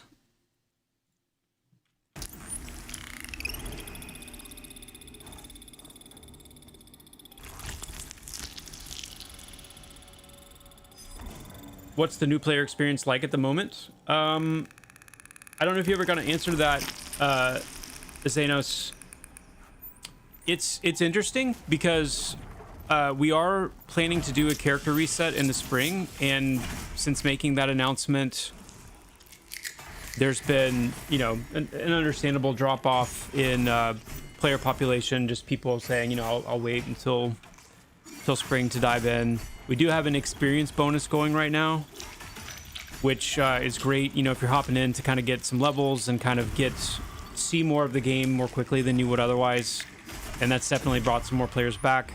We're looking at potentially, you know, another update after the first of the year where we might do some things with drop rate and rare spawns and things like that to kind of, you know, be another incentive to maybe hop in and spend some time playing.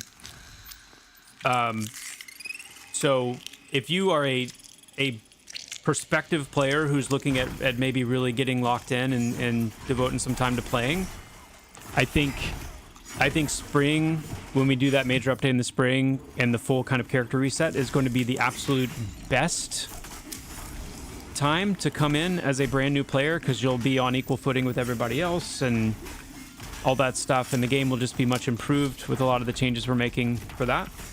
But if you're planning on doing that, you know, hopping in now and kind of getting your feet wet and getting a feel for everything, you'll have probably a hard time finding groups if you're someone that wants to group at certain times of day. I would definitely recommend starting a character on the Stormona server as the most active server right now. And but there is, you know, plenty of solo content that you can do.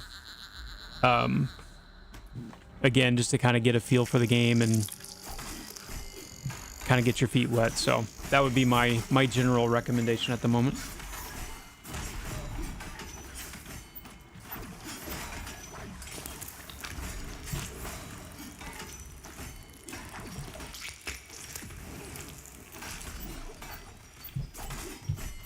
Tad G's here to replace you. Okay, cool.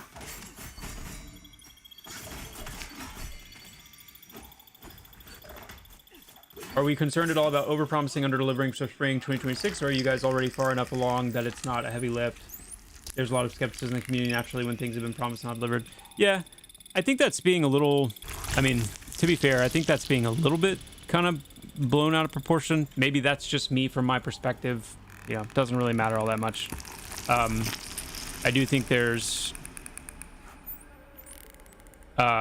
I've heard enough, I've watched enough videos, read enough posts to kind of get the sense that it is kind of a go-to, I don't know, like,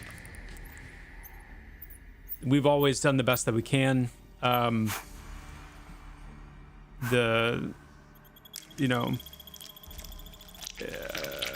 Yeah, it's a difficult, interesting, convoluted thing to get into. I will not argue that I can't appreciate that perspective.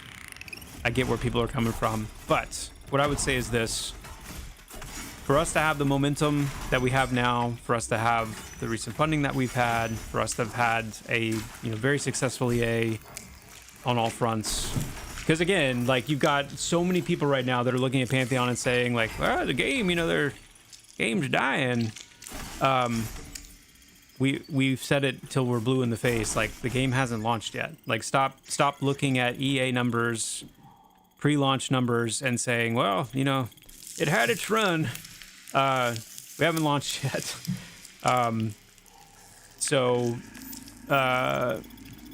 For us to be in the position we are now, to have the exposure that we do now, the eyes on the development that we do now, to come out and say, we're going to do all of these things by this time, and to just have no, like, clarity and path of how that's actually going to be achieved that we feel confident in, then we wouldn't do it. Like, we could have left a zone or two off the list if we thought a zone or two was too much,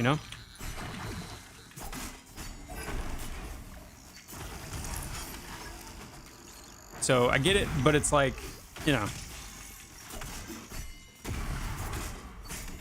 but it's par for the course. I mean, it's the same kind of stuff we're seeing with Ashes right now. Like, Ashes had, however many times in orders of magnitude, budget and resources we've had. They've got a huge team. They've got a great concept, and they couldn't escape, ultimately the scrutiny that in development games have, where it's like, people naturally expect more. And I'm not saying that we haven't had times where we've talked up things that ended up not happening. I just think there's a difference between a blanket, like, it's all just smoke and mirrors, versus a, like, I don't know. There's also a difference between things that are said off the cuff, like when I've mentioned a patch date, in the past that didn't end up happening, versus like an official, roadmap release, I don't know. It feels like there's a difference between that.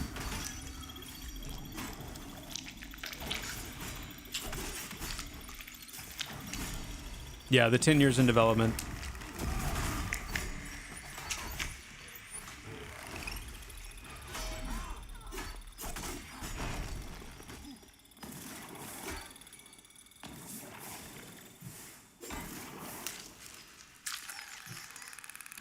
That is a that's a good one. A good one.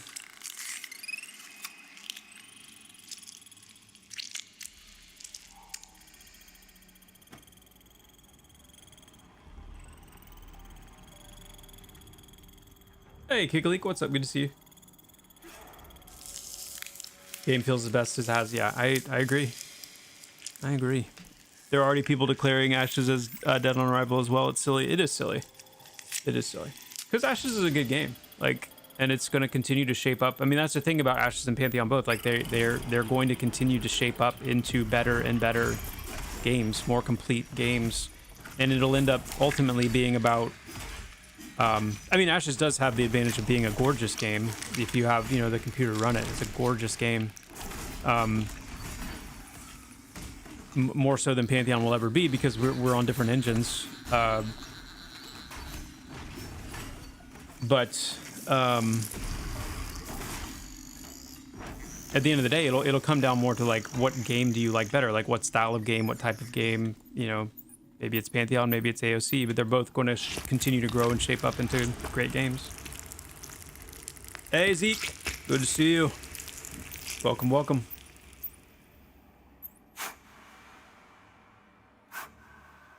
Yeah, Kikalik, the trot. We talked about that quite a bit today, actually. Is once we get back from the break, getting that gallop trot situation in a better place.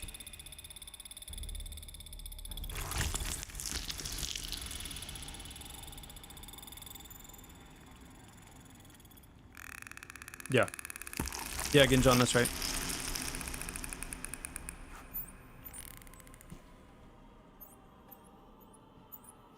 The product will sell itself when the right time comes. It absolutely will. Absolutely will. I mean, I know for a fact, like, I know how many people have Pantheon on their radar. I know how many people are waiting for Pantheon. I mean, I know some of the people. Like, there are a lot more than I know of, but I have a good read on a large amount of people that are waiting for 1.0 to hit. It's not a small number.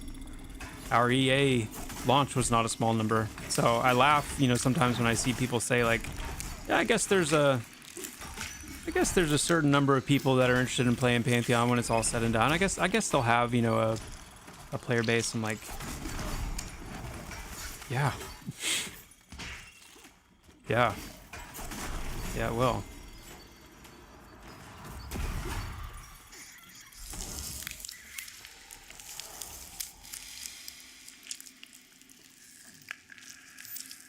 But it's the internet, guys. It's rhetoric. It's, you know, everybody understands that people don't play games in EA the same way they play, you know, fully launched products. Some people do, and I certainly have from, you know, in different games. And you guys didn't know what you were getting yourselves into by encouraging me to actually play, you know, Pantheon more outside of the developer mindset and mode, because I'm helplessly addicted and in trouble now. And yeah, but when the game fully launches and everyone's able to kind of get ready and rev up to and kind of hit it, you know, when everybody hits it, oh my gosh, like, it's going to be amazing. I mean, EA was amazing. EA, we had so many more people playing than we ever imagined. And it's like, when you think about actual launch, oh my gosh. And especially, like, all the updates that we're going to be doing between now and then. And, like, it's just that momentum. It's going to be awesome. Cannot wait.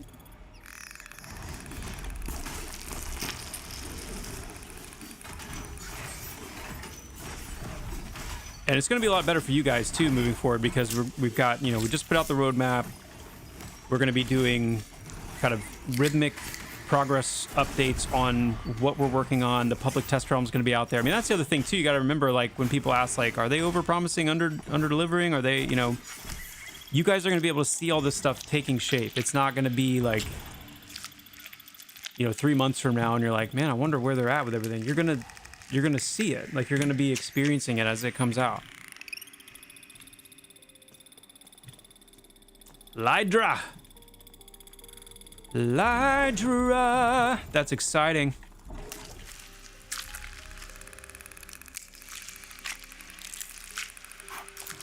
Xenos, I can't put a time frame on it. I can't, because I'm just kind of bound by not going there. I know what our internal target is. Like, there is a date. There is a goal. I think we're closer to being able to actually, you know, put that out there. I think we're closer, but we haven't yet gotten to a point where we're ready to say this is the day. The naysayers are the loudest. Yeah, they totally are the loudest, and that's true regardless.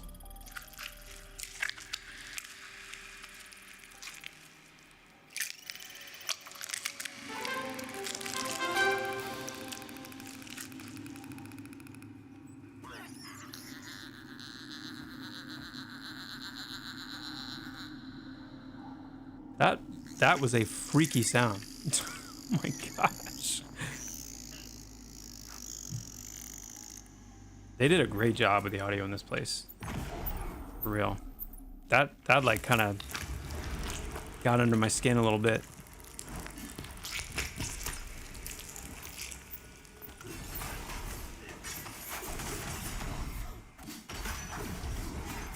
Datamok, thank you so much for the Prime sub, my friend. Thank you. Really appreciate that, man.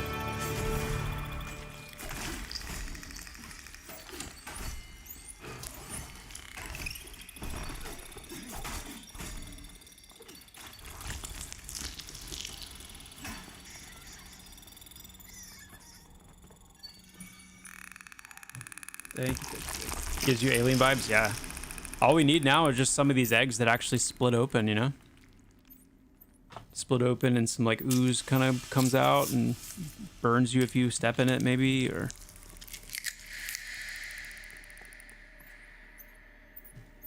Heroes Duties vibes. Gives Heroes Duties. Yeah. Uh-oh, there she is. Woo! Okay, let's lock in. Oh, all right. We will be tanking by a wall.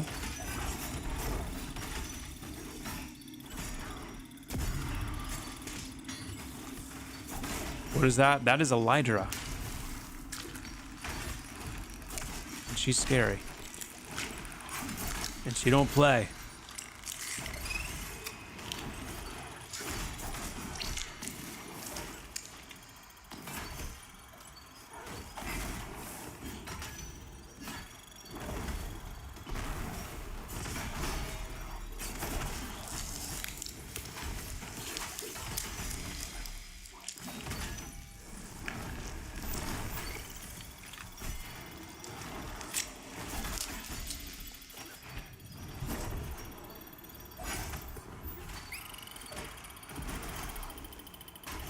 Nice. Congrats.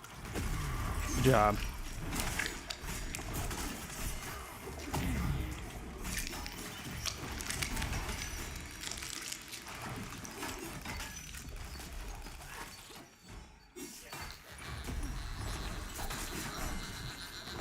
Yeah, it'd be this would be the first, I think.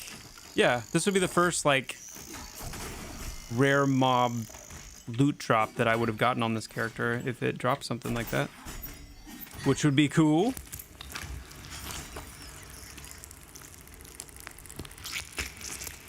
Ooh, the squelch.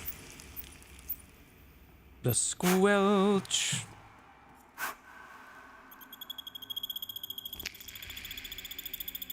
Yo, really? The spear dropped? Nice. Nice.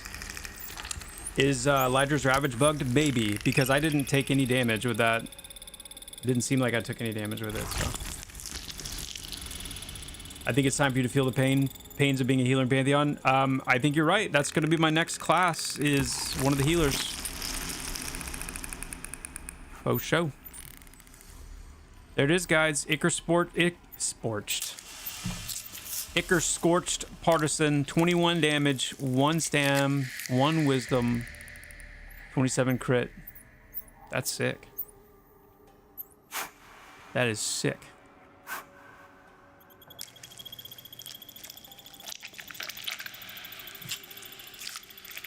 That is sick. I think there's some of us rolling. Roll it if you want it. Roll it if you need it.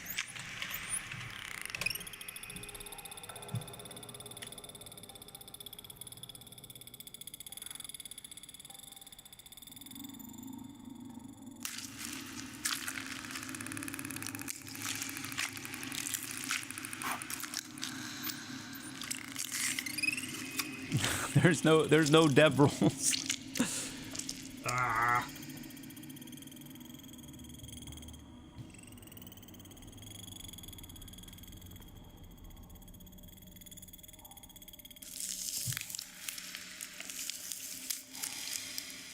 You got rip smack on your first named kill in HC?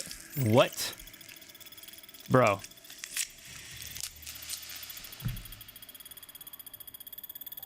Dude, guys, that's a big moment right there. That's a sick weapon. Dang. And thankfully, I've been keeping my weapon skills up.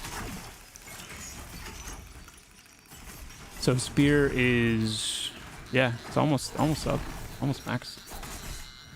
Ooh. All right, let's check it out. Let's see the damage here. I want to take a closer look at this thing, actually. Hey, one sec, guys.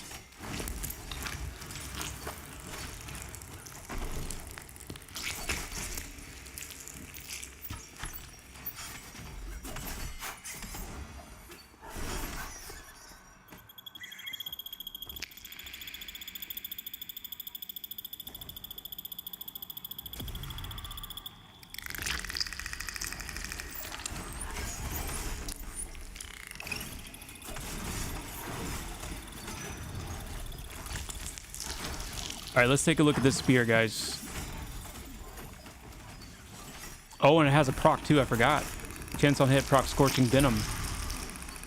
Sick. Dude, that's huge. I mean, this is a 2.5 delay spear. I've been rocking I didn't pack it with me, but I had a Thorn Steel two-hander that was 18 damage.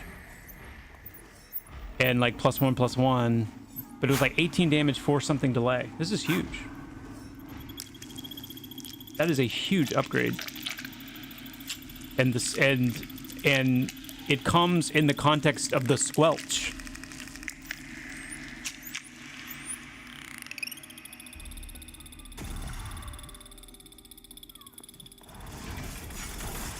What more do you want? I feel bad. Guys, here's the problem playing this game though as me is I feel bad cuz Tad, like, he wanted it, and I feel bad. I want to give it to him.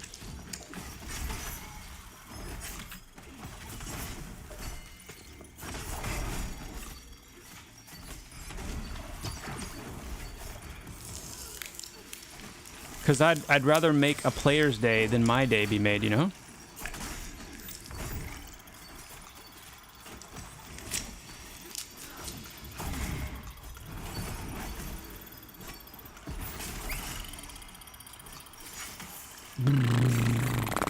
What should I do?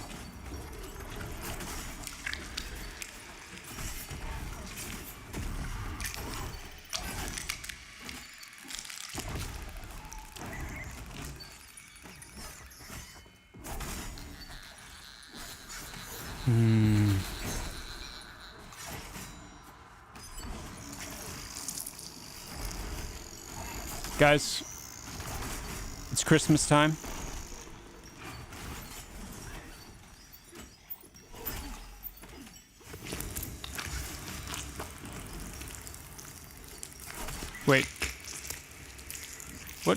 Can Taj? Oh, Taj can't use it.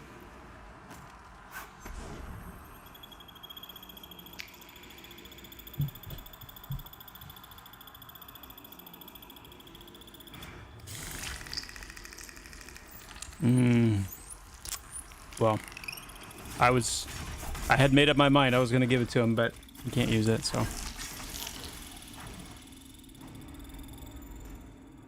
But yeah, I will always, at the end of the day, like,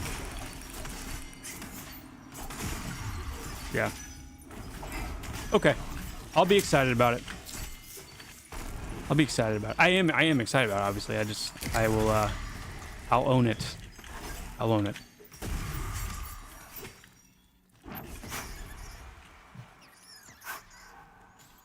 That's cool.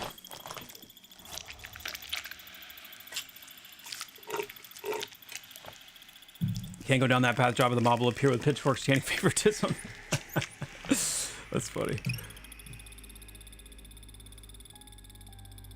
That's true. That's true.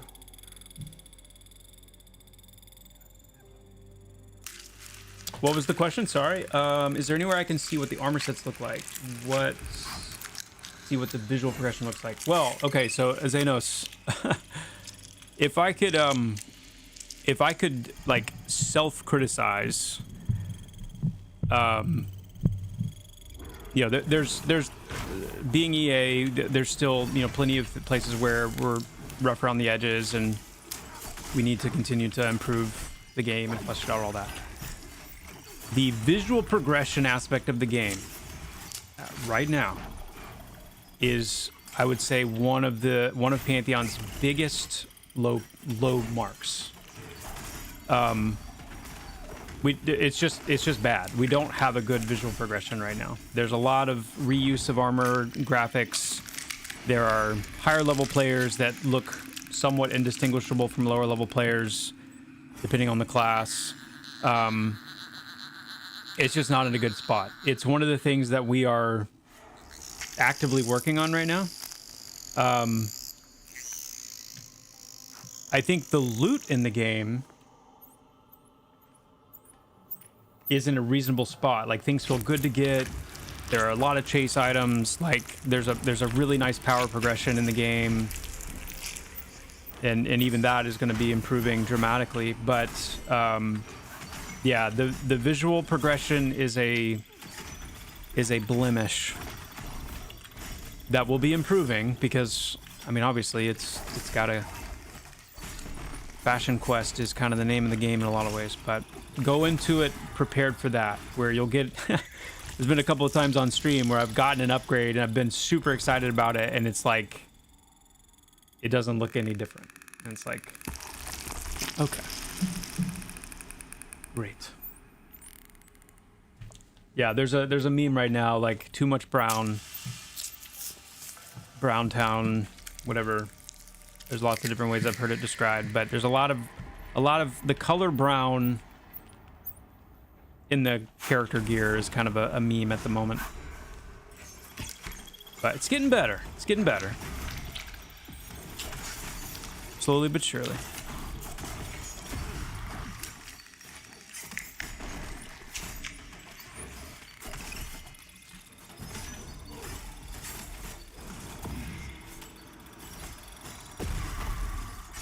I don't think I've let myself feel how excited I am to have gotten this spear. Like, this is one of the... It's so funny. I was talking to Codeman, our developer that kind of, like, handles the itemization in the game. After... I guess it was after... Yo, Datamok, I think I missed this. Thank you so much for the Prime sub, my friend. Thank you, Datamok. Sorry I missed that.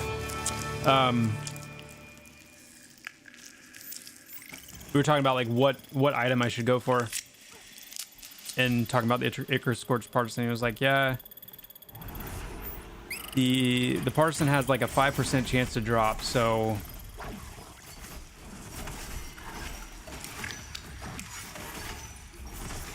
and I was just like, yeah. Oh, ad, Brood Watcher. Oh my. Cue the squelchy goodness. Let's get this nightingale down. There we go. The squelchy goodness. All right, here we go.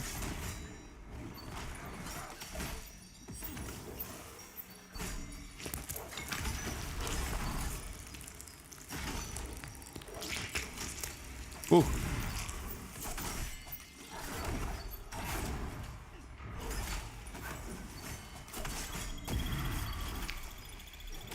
All the brood interrupted.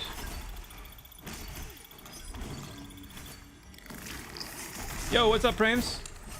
Good to see you.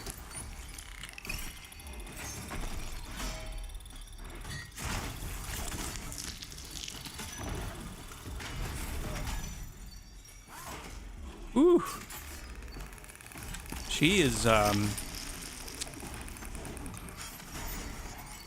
she's something else. That feeding frenzy, I think, does regenerate quite a bit of her health.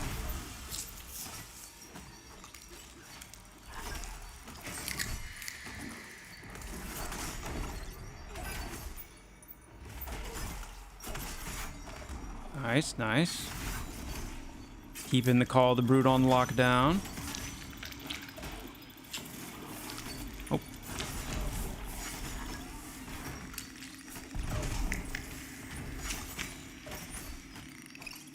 Excellent.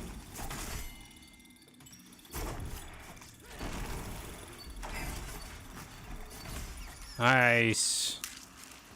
Very nice. Perfectly timed squelches.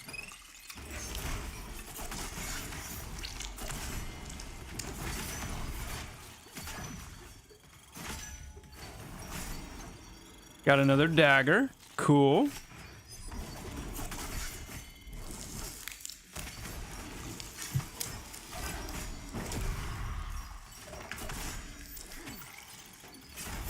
I know she drops the dagger. Does she still drop the vine offhand? The creeping vine or creeping ivy offhand thing?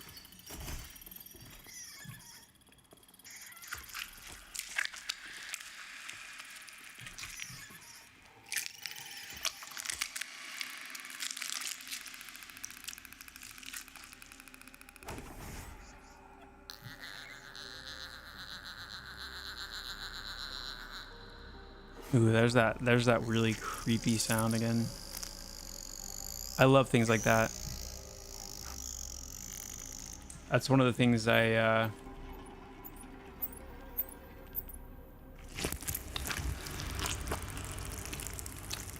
Oh, I'm just seeing Glorf's message here. Okay. Yeah. We'll do more of a bespoke ask for the item, Glorf. That's fine.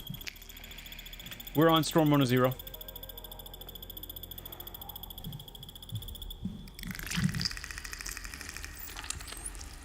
Hey, Joppa, how do you like the warrior resource management and design? Any chance for improvement or change? Oh, yeah. Yes. I'm not a big fan of it.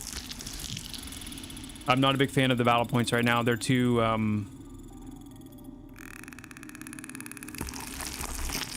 don't know. They're just kind of irrelevant.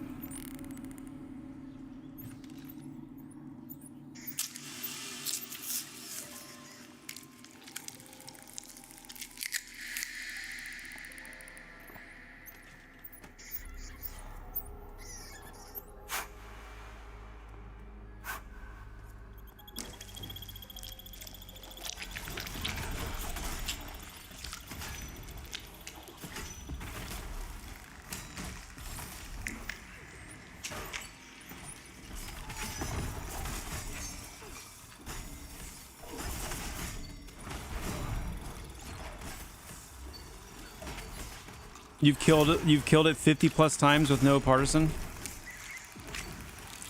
Yo.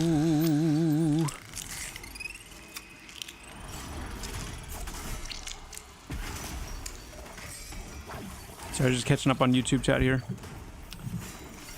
Your banana pudding is done. Ooh. Oh, I love banana pudding. My wife just made these. So on the on Saturday Group Live, the episode that I did with them recently, we did our favorite Thanksgiving desserts. I forgot about it. Well, I didn't forget about it. It's not technically a Thanksgiving dessert. My wife makes it at Christmas, but it's these peanut butter cookies that are like two warm peanut butter cookies, like just the cookie, and then in between it is like peanut butter, but it's mixed with like powdered sugar, confectionery sugar, something, which I'm kind of gone off my sugar thing for Christmas time. It is what it is. But it's like warm, and it's like not, but it's funny because it's not overly peanut buttery, because I don't like too much peanut butter, but there's something about these that's like, I don't know, it's like whatever goes into the peanut butter that's like mixed with the sugar and whatnot, it kind of cuts down on the intense peanut butteriness. And then there's just a hint of peanut butter in the cookies themselves. So you put them together warm, and then you put like an ice cream scoop on top of that, like vanilla ice cream.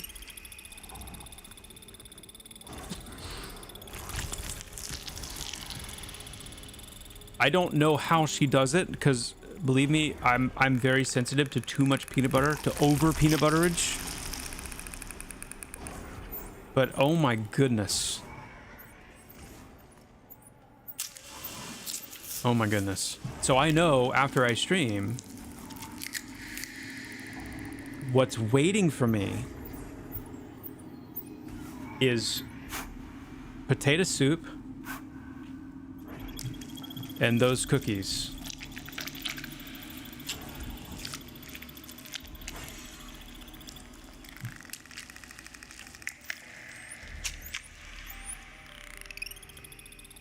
And the squelch. The squelch of a satisfied stomach.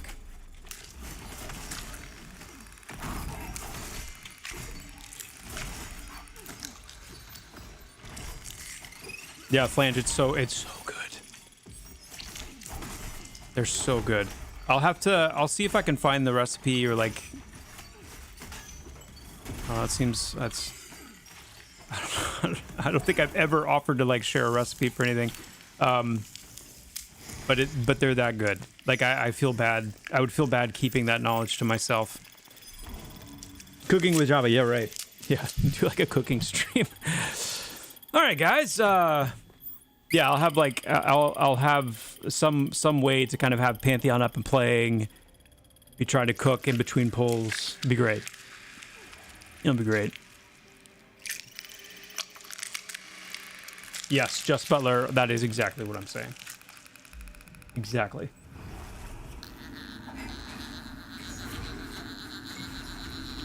Yeah, I'm definitely gonna be eating some sugar this Christmas, but you know, it's just for a period of time. It's not permanent. You know, it'll be easy for me to stop. Not worried about that.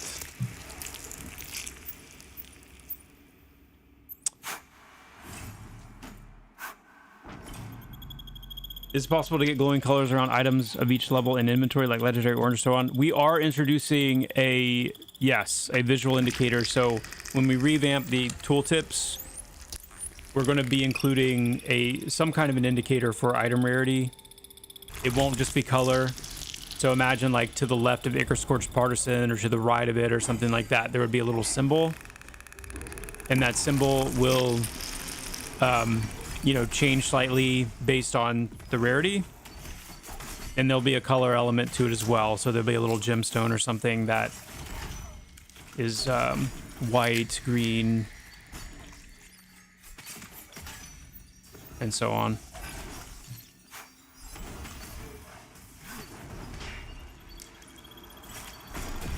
I know not everybody loves that. I know, but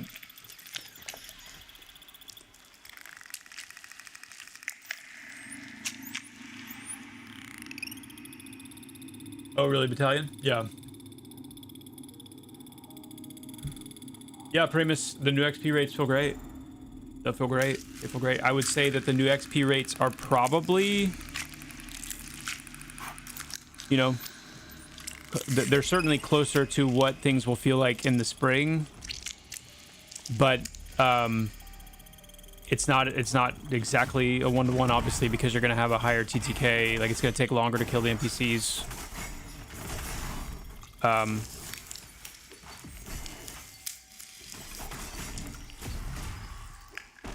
But it's definitely closer to that than we were before. To the feel. I'm curious, how long are these TTKs, actually? I haven't even been checking.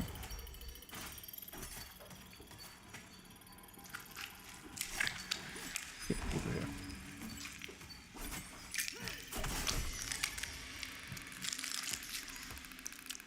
"45 seconds.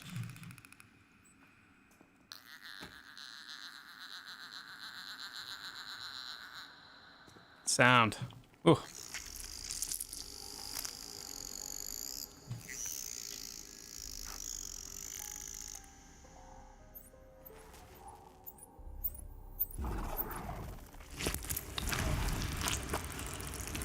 Have you ever had those Swiss Colony cheese, sausage, and chocolate sampler boxes? No, I haven't. That sounds yummy. A bit yummy.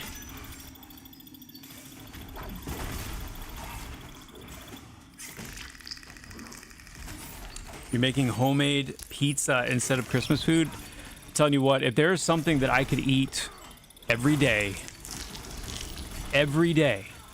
because I'm a creature of habit when it comes to food. It's kind of known, like when we go out to eat or anything like that, whenever we do that, I stick to things that I like. I'm not big on, oh, I'm gonna try this or I'm gonna try that. I just eat what I know I like. So in general, I can handle eating the same things consistently and not really getting tired of them.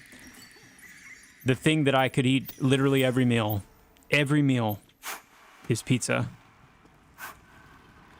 I've been that way my whole life. It's like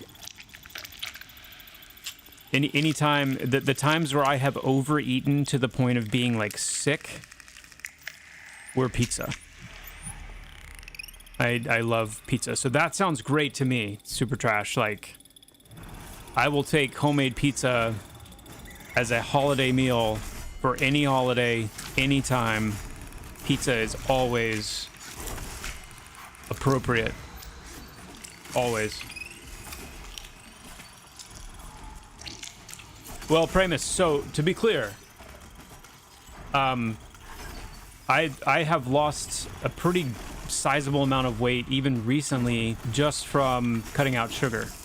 So what I weigh now compared to what I weighed when I was streaming before, I took like a big break.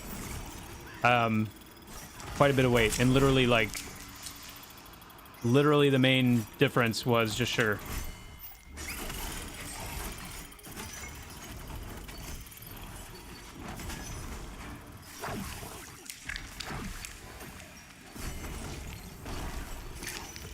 And I imagine the same will be true now that I'm eating sugar again during Christmas time, that I will gain the weight very quickly as well.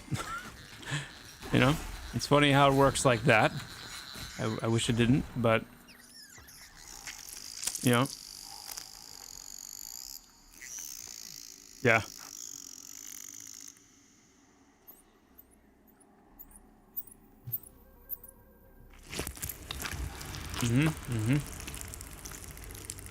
It's good, but it's poison. It is. It's crazy. My favorite class so far? Man, it's tough. It's tough, which I'm glad. Like, of the classes that I've played,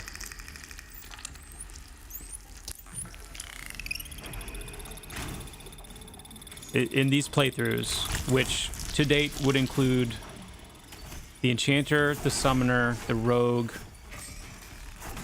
the Necro, and the Warrior.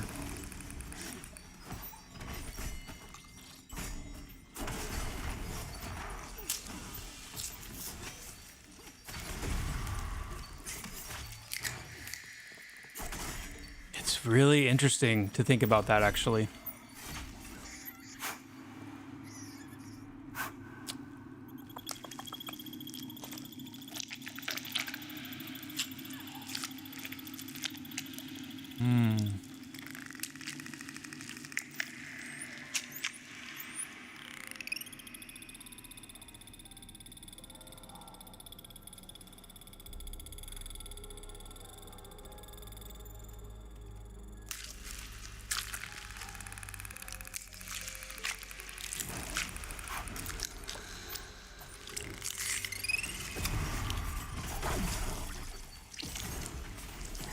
My favorite class to play in a group, I would say, hands down, has been the warrior, which is like shocking to me, because I'm just not a tank. Like I really don't play tanks ever. I'm always a healer. I'm a healer main.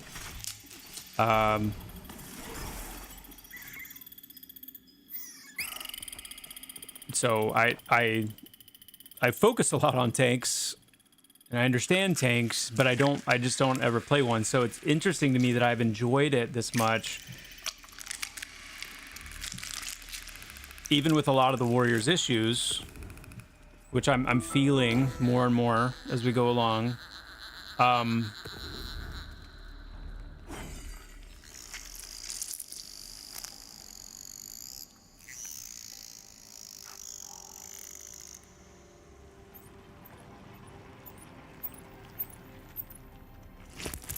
But I don't know that I would say that the warrior's been my favorite overall. Sorry, I don't mean to spend so much time on this question. It's just really interesting to think about, because there's things I love about the necro that I've enjoyed more so than any other class so far. Just experiences on the necro, the feeling of the class. It started to tap into kind of some of this primal EQ feel, where I played the necromancer in EQ, and the later on green, the shaman, and earlier, you know, back in the necro era, the mage. I played those classes because there was this sense of like personal, like solo power progression that was really attractive, and the self-sufficiency of the class was really attractive.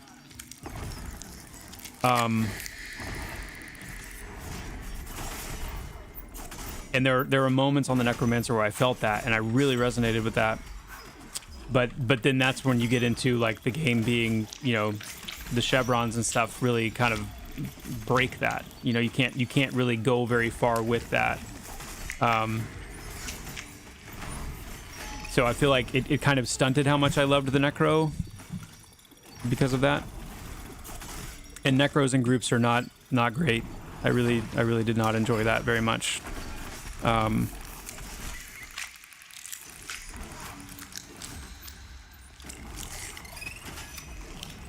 the rogue was interesting because the rogue, I think I said it the last time I played it, the rogue to me feels like it's on the verge of greatness. It's like, for me and my play style and how I think, it was like right there, where I feel like a few tweaks and it would just be so good, so fun, so engaging, and like and very satisfying to play. But there are just a few things I feel like holding it back. So I don't know, it's a really tough question. It's like on each of the classes I feel a very strong sense of like there's these particular things that once we address and once we improve, I guess my answer would honestly be like I like them all so far. And that's the answer you want, right? Hold on one sec.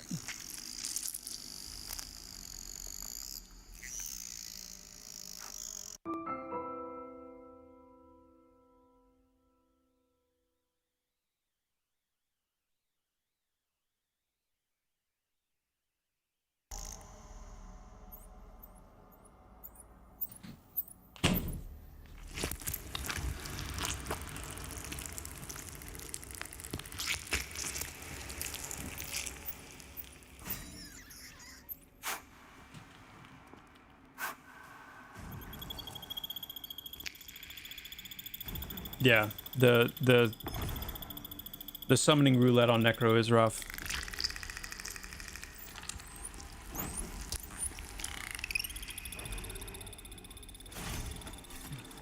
Oh, that's her placeholder.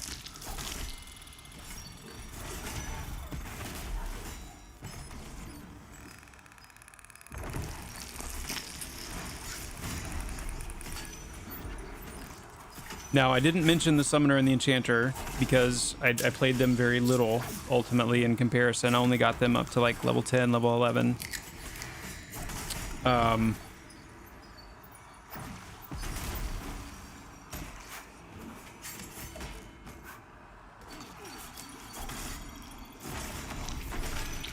I think, honestly, I think the Enchanter, it just, until Charm is in, I think the Enchanter is...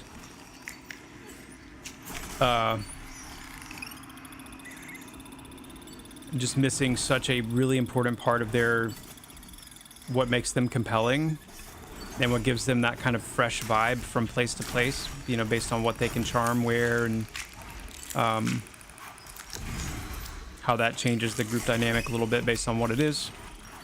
I think that's going to add a lot. I think Enchanter needs more of their support kit built out.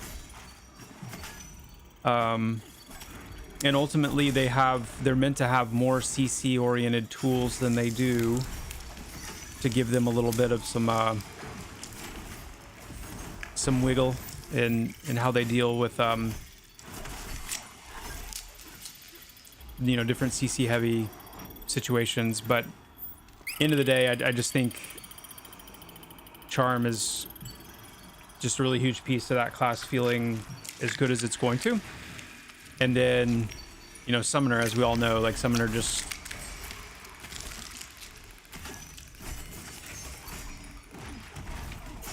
Summoner needs a lot of work and has a lot of work coming.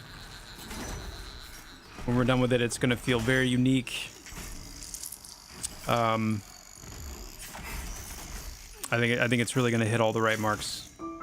Really excited about that update.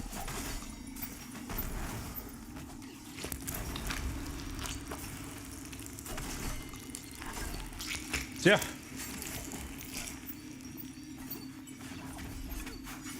Try Pally though. Darkthal, you're not a fan of the Pally? Paladin definitely, I think of all the tanks, the Dire Lord is the sleekest, the cleanest,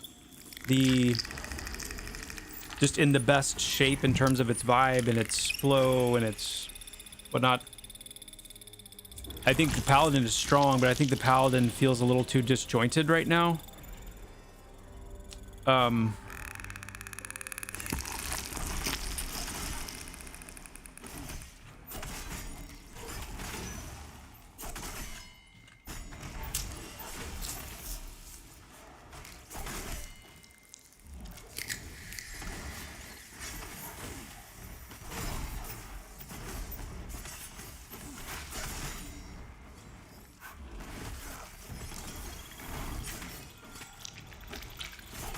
Bard, yeah.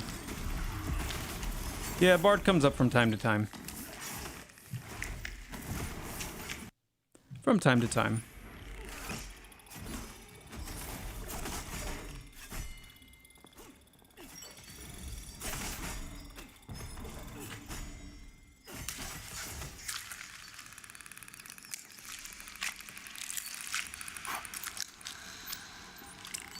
Squelch.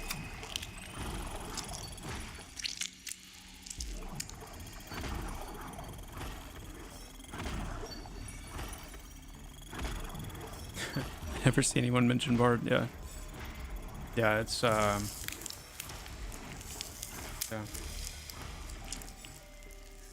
Symbiosum, I'm just playing. I'm just being silly. Bard comes up all the time. Everybody wants to know, you know, ETA on the Bard, and I can't give an ETA on the Bard. But I just continue to reassure people that the Bard is very much coming, and it's going to be worth the wait.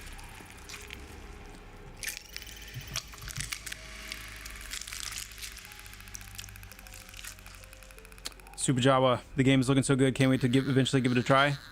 Cannot wait for you to experience it when the time comes. We want to make sure it keeps getting better and better. For those of you that are waiting to jump in, when you do, you're like, I don't ever need to play another MMO ever again. This is it.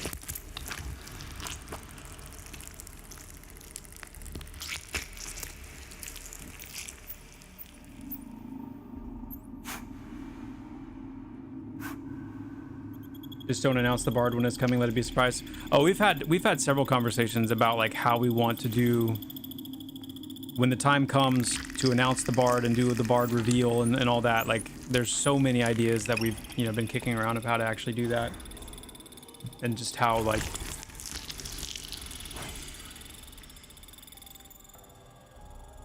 just epic and exciting that's gonna be.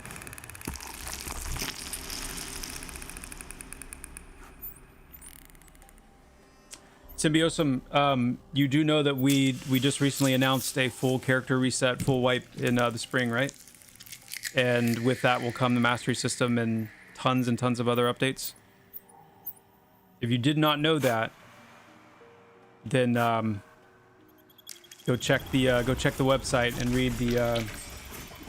read all the dev diaries we put out over the last couple weeks. We put out almost a dev diary every day, talking about one of the new aspects of the updates coming.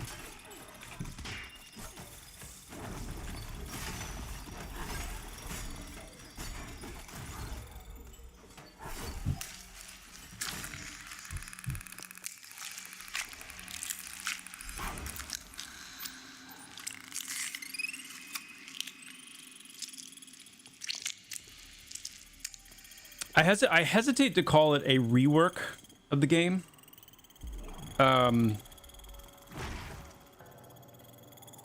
Just because I feel like that... yeah, I don't think I would call it that.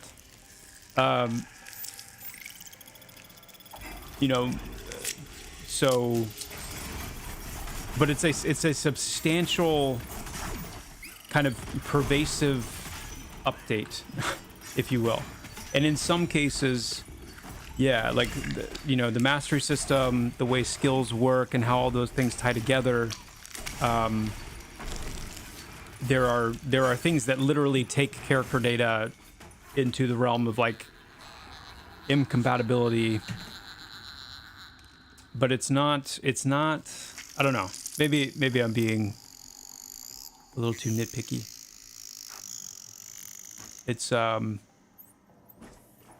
It's like the evolution of the game into its final form. It's like everything that we've been building on, everything that we've been planning and prepping for, it's kind of like getting everything into its final form.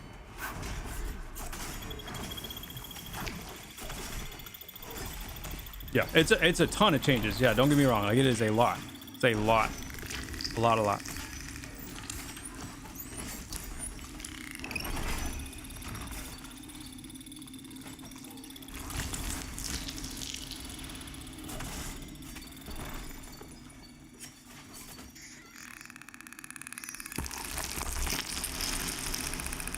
That was quite the squelch.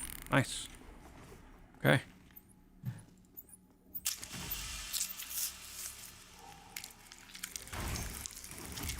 Oh, my storm.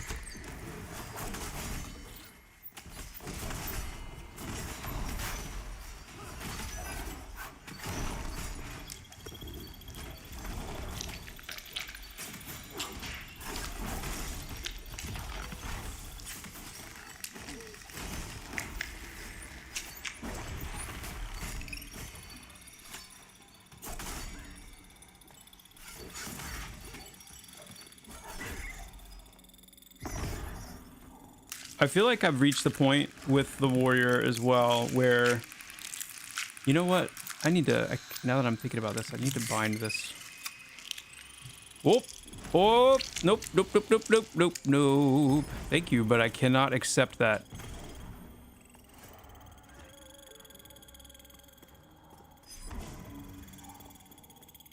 Oh no. You were doing awesome, by the way, Daimos, like, without a hitch.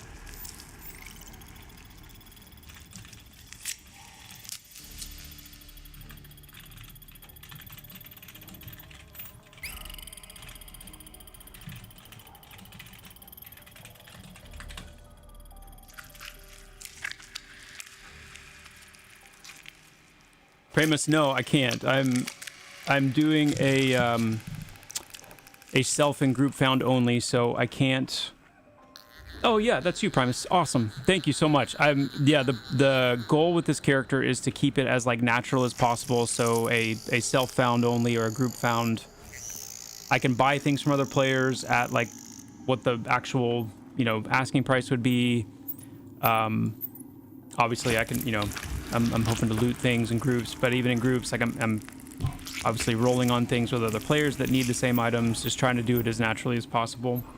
Just so I can experience it the way it's meant to be and all that good stuff. And it's been a ton of fun. And believe me, there's been times where it's like, I'll see people saying, what's that robe that the, I can't remember the name of it. The robe that drops off the Hangor Orc Necro at the Tusk. Sight Weaver's robe, I think is what it's called. People like saying Sight Weaver's robe rotting. And been on my Necro and I'm just like, I want that. Oh my goodness. But no. No.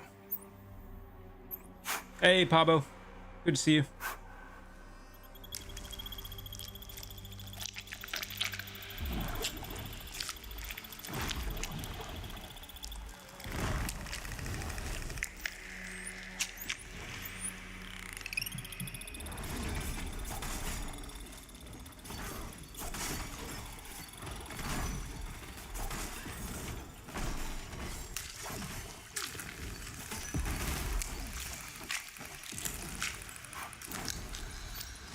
Dang, this flesh-bitten traveler is really locked in here.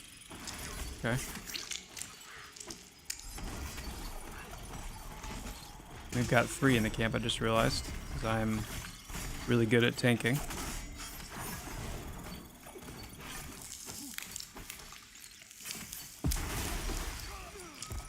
Oof! Oh, you were silenced. Sick.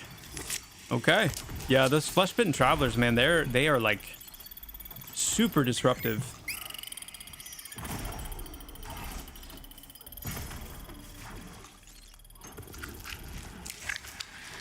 So people saying that paladins are awesome. What based on what you've seen me, or if your own experience playing a warrior, compared specifically to a warrior, not the Dire Lord, like what do you prefer with the paladin versus the warrior?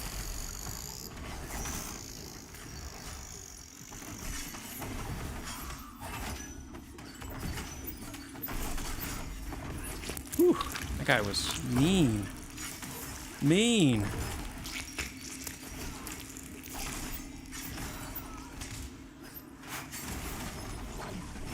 Oh, whoops. That was dumb.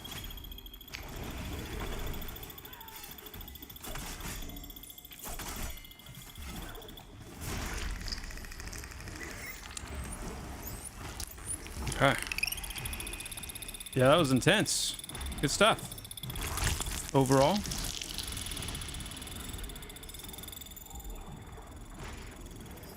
Prefer the paladin because of the snap aggro and self-sustain.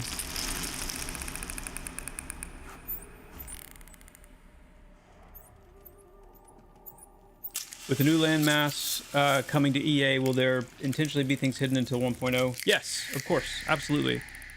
And like I've said, there'll be things that we, purposefully recalibrate with 1.0 to shake things up even further.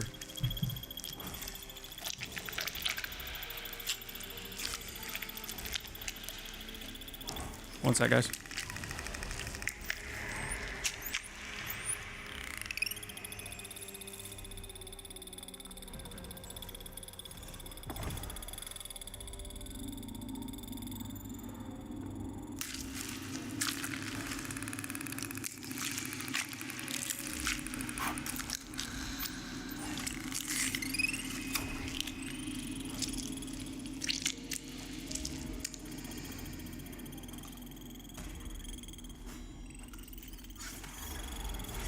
Oh my, oh my.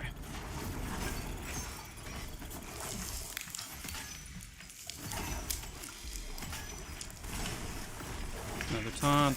That's the first time I've used the man, she is Rageful Shout. First time I've used Rageful Shout. Okay.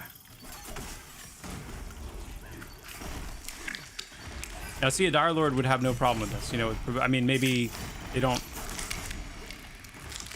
have the taunt. I have even less of a snap aggro, but they've got, you know, that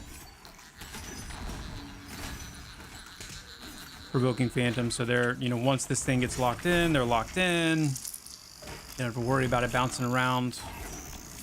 So it sounds like the warrior's definitely kind of in the middle, where they don't have maybe, well, I mean, they have similar snap aggro to the paladin.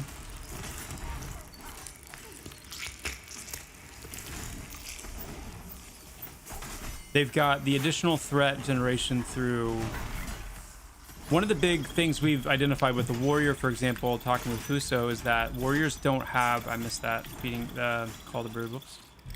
Warriors don't have, the heavy hitting abilities that like paladins and dire lords have. They don't really have anything that really hits hard.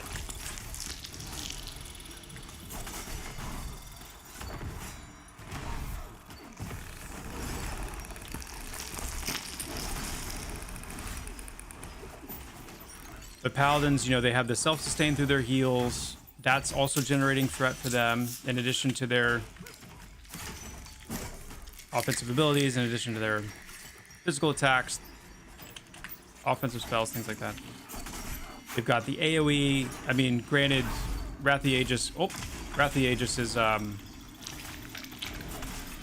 need to be using Last Stand here.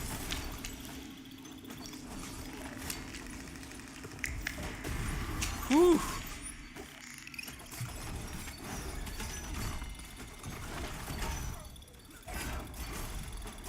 Sorry, I'm just kind of locking in here for a sec. This is intense. Keep missing those.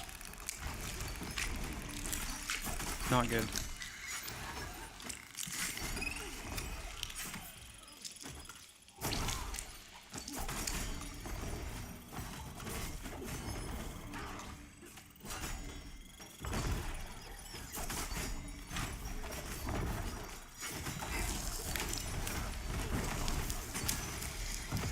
Whew, man.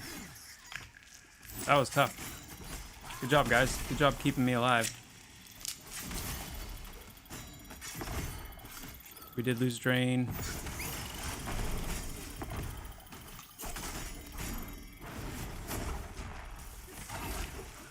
I guess it's not technically over yet.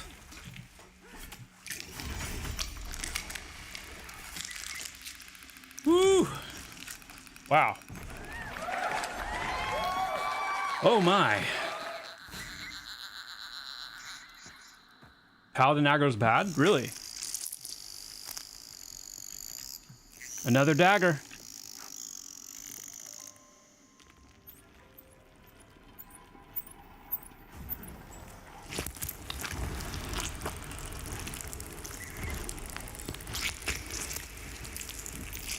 I don't know that anyone else needs it. I think we're at the stage of like, just if you want one.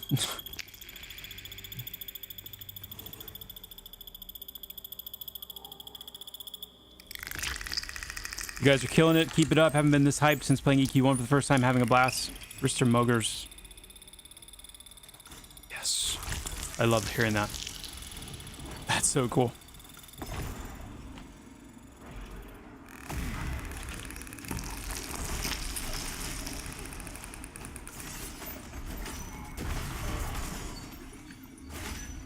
Who can use the dagger?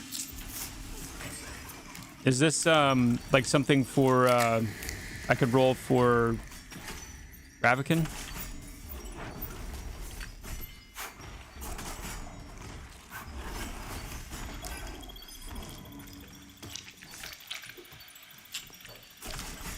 Okay. Well, I've gotten an awesome item. I'm not going to roll for it. I don't need to greed for that.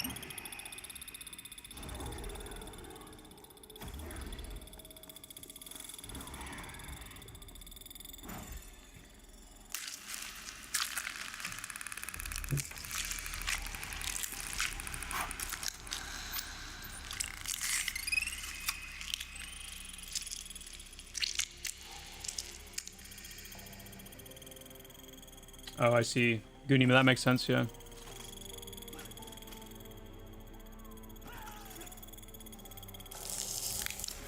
Yeah, yeah, battalion. We're going to be adjusting that. It's too slow.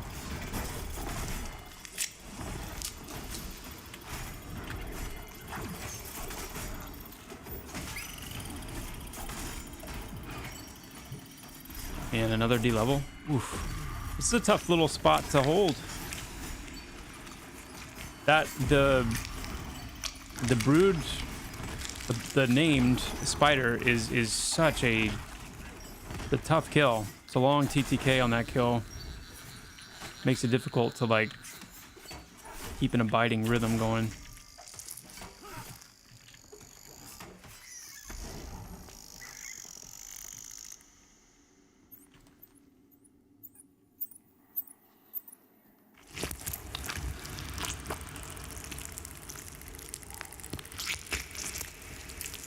Squelch.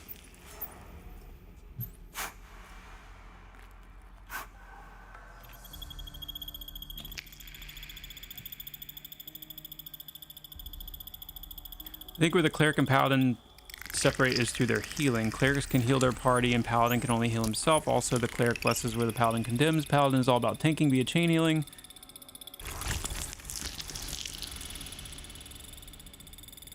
Please tell me I missed the part where they're adding the ability to remove that jungle of nameplates.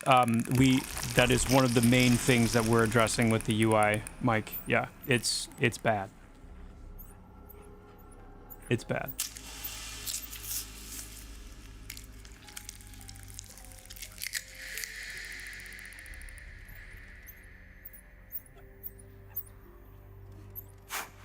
It's bad. Thank you for the reminder on the corpse loot.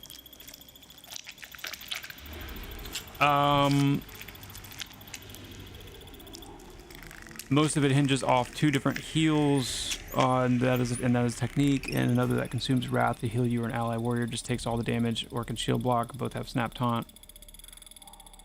Yeah, okay. We're going to have options for visual effects to, you know, manage how many you see and what you see and the opacity of it. We're going to have something similar to like WoW's advanced nameplate stuff where you can toggle on and off the ability to only see the nameplate of what you have targeted. And other options that are going to, yeah, severely reduce the overall clutter of nameplates. I mean, I love just turning nameplates off. When you turn nameplates off, it's just like, oh. And you imagine like just like clicking on something and then seeing the nameplate of the thing you click on, and that's it. It's like, okay, I can do that. I've even kind of like tried to mimic that a little bit with, you know, like, boop, boop, boop. Dude, that sound, man. I don't like that. It reminds me of this, like, there's this, I don't know if you guys play horror games at all. I don't play them typically, but I watch a lot of them. I watch a lot of them being played because I think they're incredibly entertaining to watch people play horror games. And there's this one Chilla's Art horror game with this one jump scare that I feel like uses something that sounds like a little kid's instrument, or kind of the instrument where you have like the wooden kind of like cylinder and it has like these ribbed notches along it, and you kind of like scrape the thing up and down it. It's a very distinct sound, and there's something about it that just feels really creepy to me. I don't know what it is.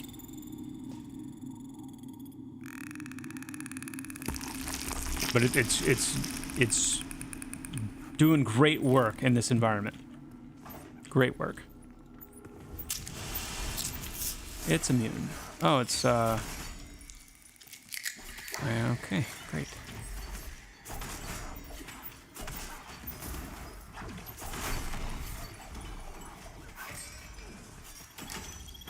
We have target of target.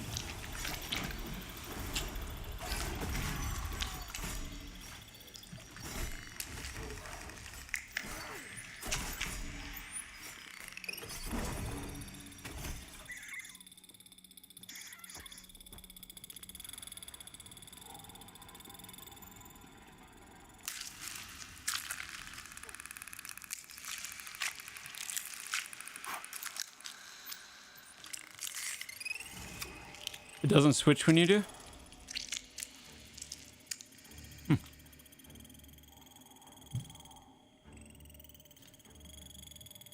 The dungeon environments are fantastic in terms of sound and atmosphere. Indeed. Indeed. Any plans for Beast Lord? There's no definite plans right now for any specific additional classes beyond the base roster. I'm kind of in this unspoken contract with our community to not even pretend about talking about those kinds of things until the bard is in the game. But there are definitely like things that are more possible that we would look at, and Beast Lord is one of those. Yeah.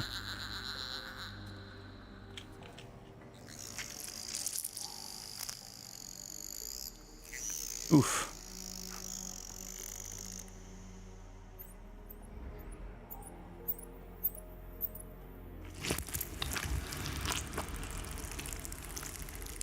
How is Feign Death feeling at this level, Timeless? Like, does it feel... Is it just unreliable enough to be a problem?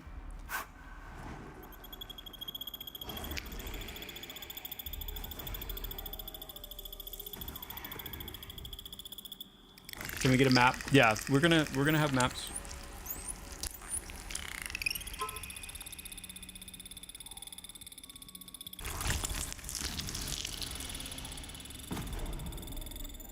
Yeah, Tumidin. Yes. No GPS maps, no.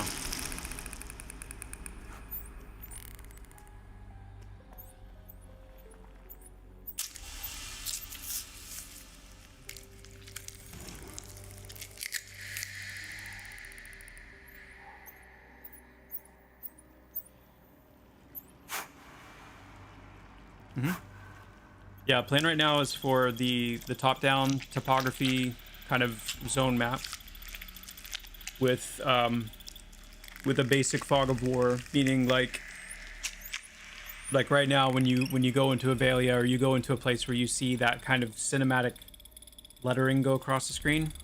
Imagine that lettering and just that titling looking a lot better, and also it being less buggy, where you're not seeing the wrong names in the wrong places, and it's got a really nice kind of border, and it's clear, you know, and you can't like spam trigger it and all that stuff. So imagine that functioning a lot better, and then that being what triggers that part of your map to open up. So from the player experience, for example, you start a new halfling in Wild's End, you have automatically kind of when you hit the M key, you're gonna, you know, pull out your map and look at it, and it's gonna be hold on.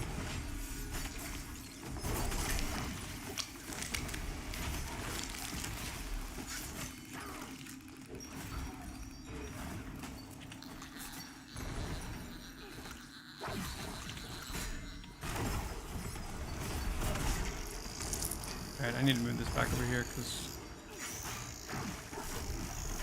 as much as I wish it worked differently right now, it doesn't, so I'm used to it being there.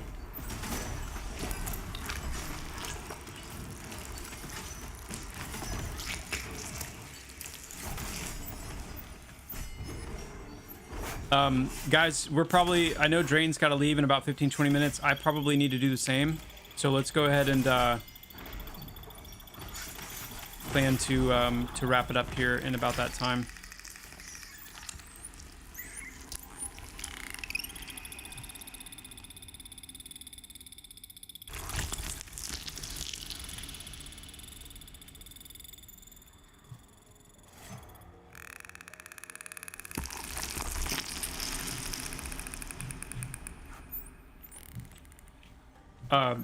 What were we talking about? Oh yeah, maps. You start off as a halfling. You've got, you know, your map of Wild's End, and you know, eventually you'll have kind of a, imagine, you know, you've got your world map, and you can go through the different zones, but you can't see anything. and even the map itself is like kind of grayed out, right? So like if you were to try to look at the map of Avenger's Pass or the map of Thronefast as a halfling, I mean, it would just be like dark, like you wouldn't really see anything. And the idea is, as you explore, you know, around your starting area, and all of the major starting areas would have,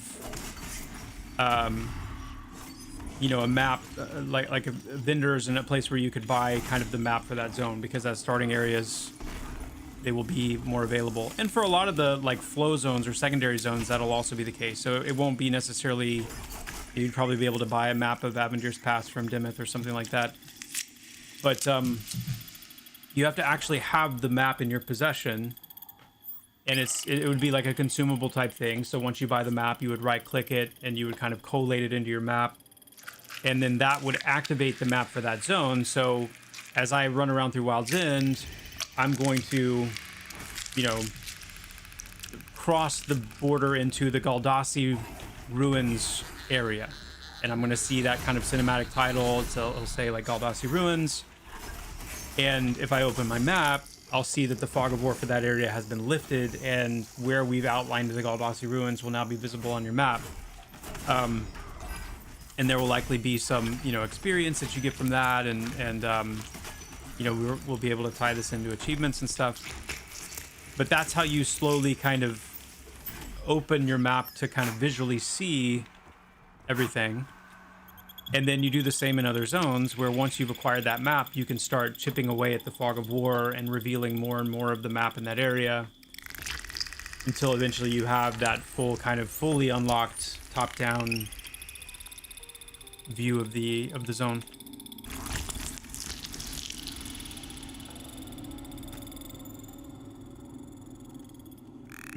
Yeah, we could do a lot of really cool things like that to make it a little more kind of artistic and whatnot. And I like the idea of the map being something that you actually hold, that, you know, you kind of like pull it out, and when you see someone looking at the map, it actually looks like they have a map pulled out, and on your screen it kind of, the map kind of like sits,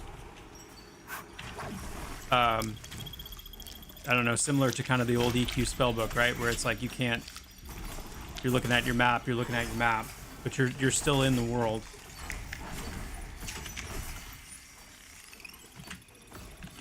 Or like you can still kind of peripherally see around the edges of it, but you're actually like holding it. I don't know. I like that idea and concept. I don't know how we would actually do that, you know, via camera and whatnot. Because it'd be cool if when you pulled out your map, you actually like zoomed into first person and you could see like your hands holding the map kind of thing. But anyway.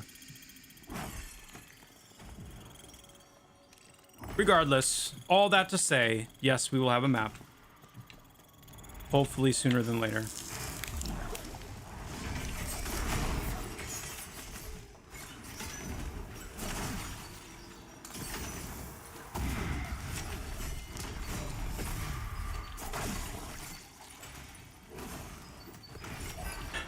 Yeah, I know, right? Yeah. Just completely vanish out of the world. It takes you all the way back to character select. When you critically fail map looking, it actually deletes your character. Just a very normal, you know, common map system. Yep.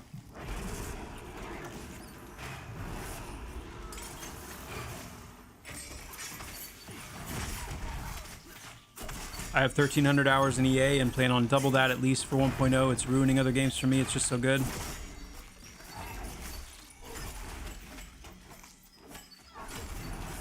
I don't think you can understand how good it is to hear things like that.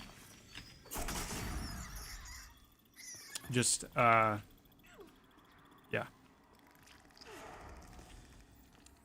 Yeah.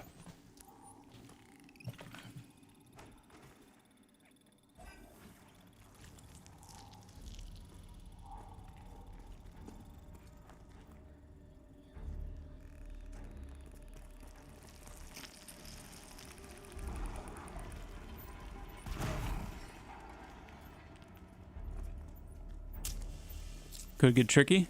Okay.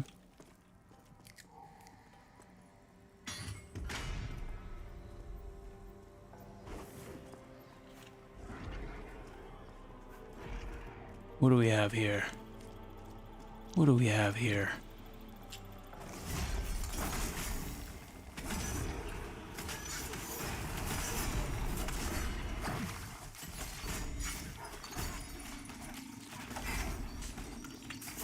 Yeah, I've been really enjoying the tank. There's something about when I group, there's something about bringing something very specific to the group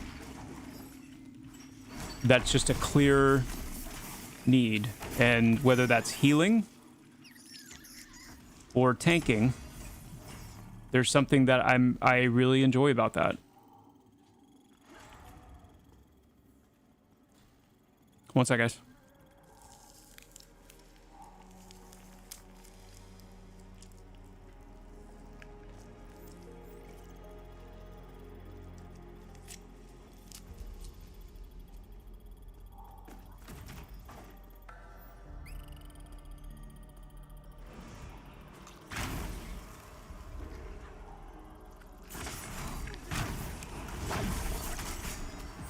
Okay.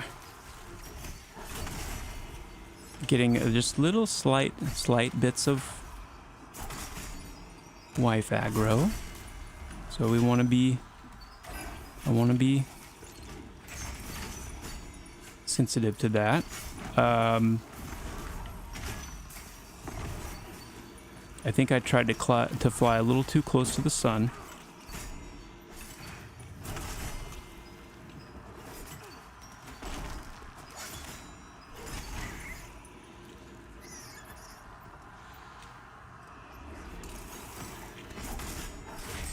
You came in a rare spot for some gear upgrades. Well, we came in here. I'm about to wrap up, but we came in here hoping for some gear, and definitely some good XP, and got both. I was fortunate enough to get the Ichor Scorched Partisan, which is a really rare drop in here. I kind of feel yeah, it's one of those items where it's like, if you see somebody get it first try, it's like, okay, that doesn't happen. So that was really cool. We've gotten some red daggers for everybody. Everyone has a red dagger that can use one. And we even had an extra drop. And got some good XP. I mean, I am within putting distance of 23, which is sick.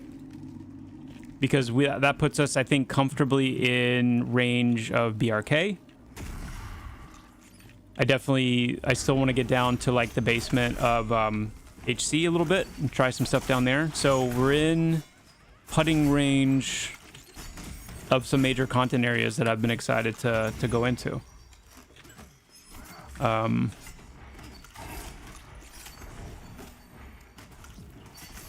Yeah.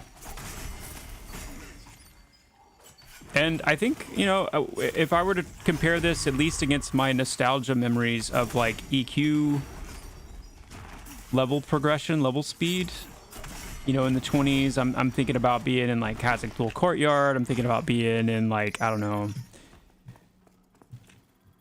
I mean, Guk was pretty fast. Kazakh Tool Courtyard, Sol A could be pretty fast.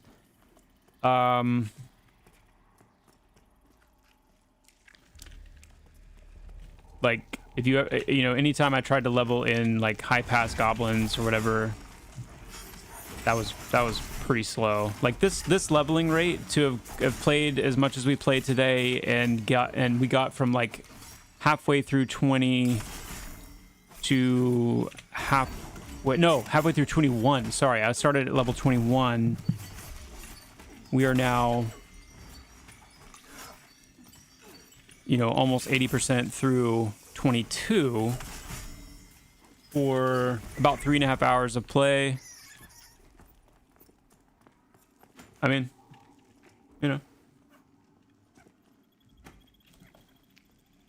I feeling good about taking it? I'm feeling a whole lot better about taking it. Yeah, I still make stupid decisions all the time and miss things, but I was just thinking earlier, I think I'm at the point now where I'm not going to feel like a liability just kind of joining a pickup group somewhere as a tank.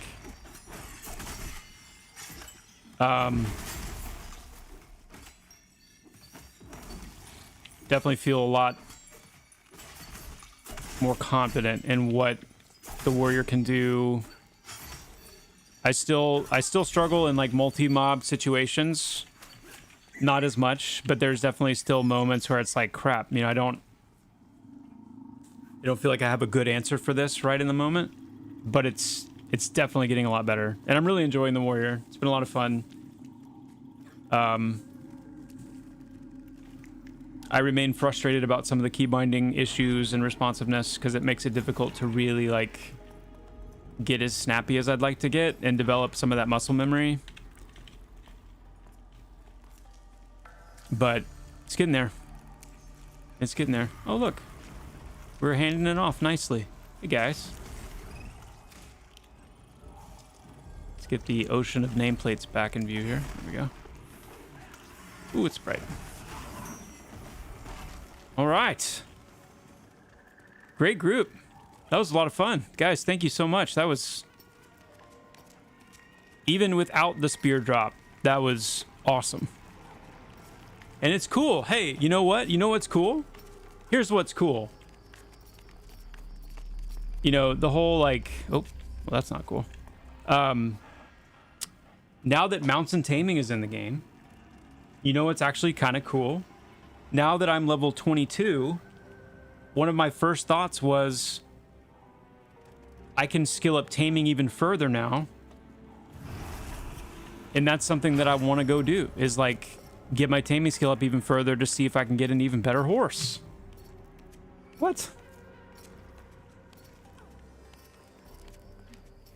Oh my. Wait a second. Is it right? Oh, it's like right here, isn't it? Like right in that little nook. Yeah, it's like... Yeah. Wanting to buy goat mounts. Well.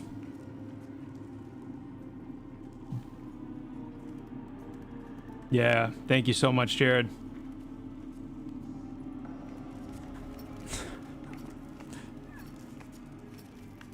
Listen, I'm gonna go ahead and just start kind of like saying farewell now as we wrap up here.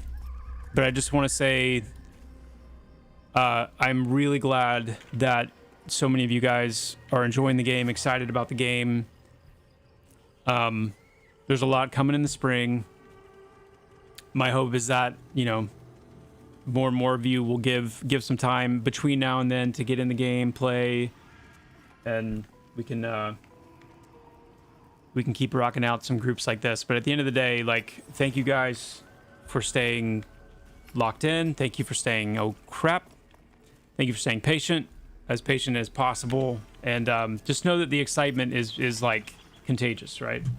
It's contagious, and it really is kind of a lifeblood for us to know that you guys are excited, and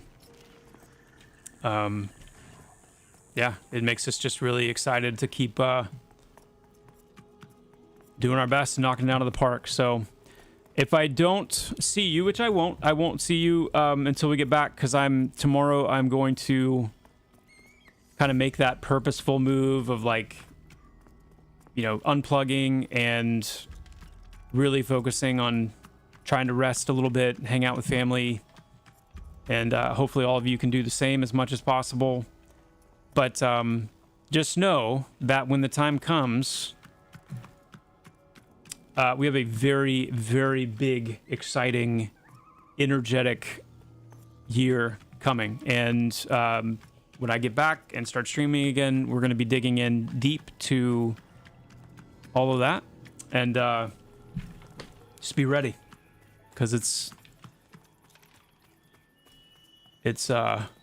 definitely moving into hold on to your butt season. So for real. Now, let me raid somebody. Let me raid the living snot out of somebody here. Let's see.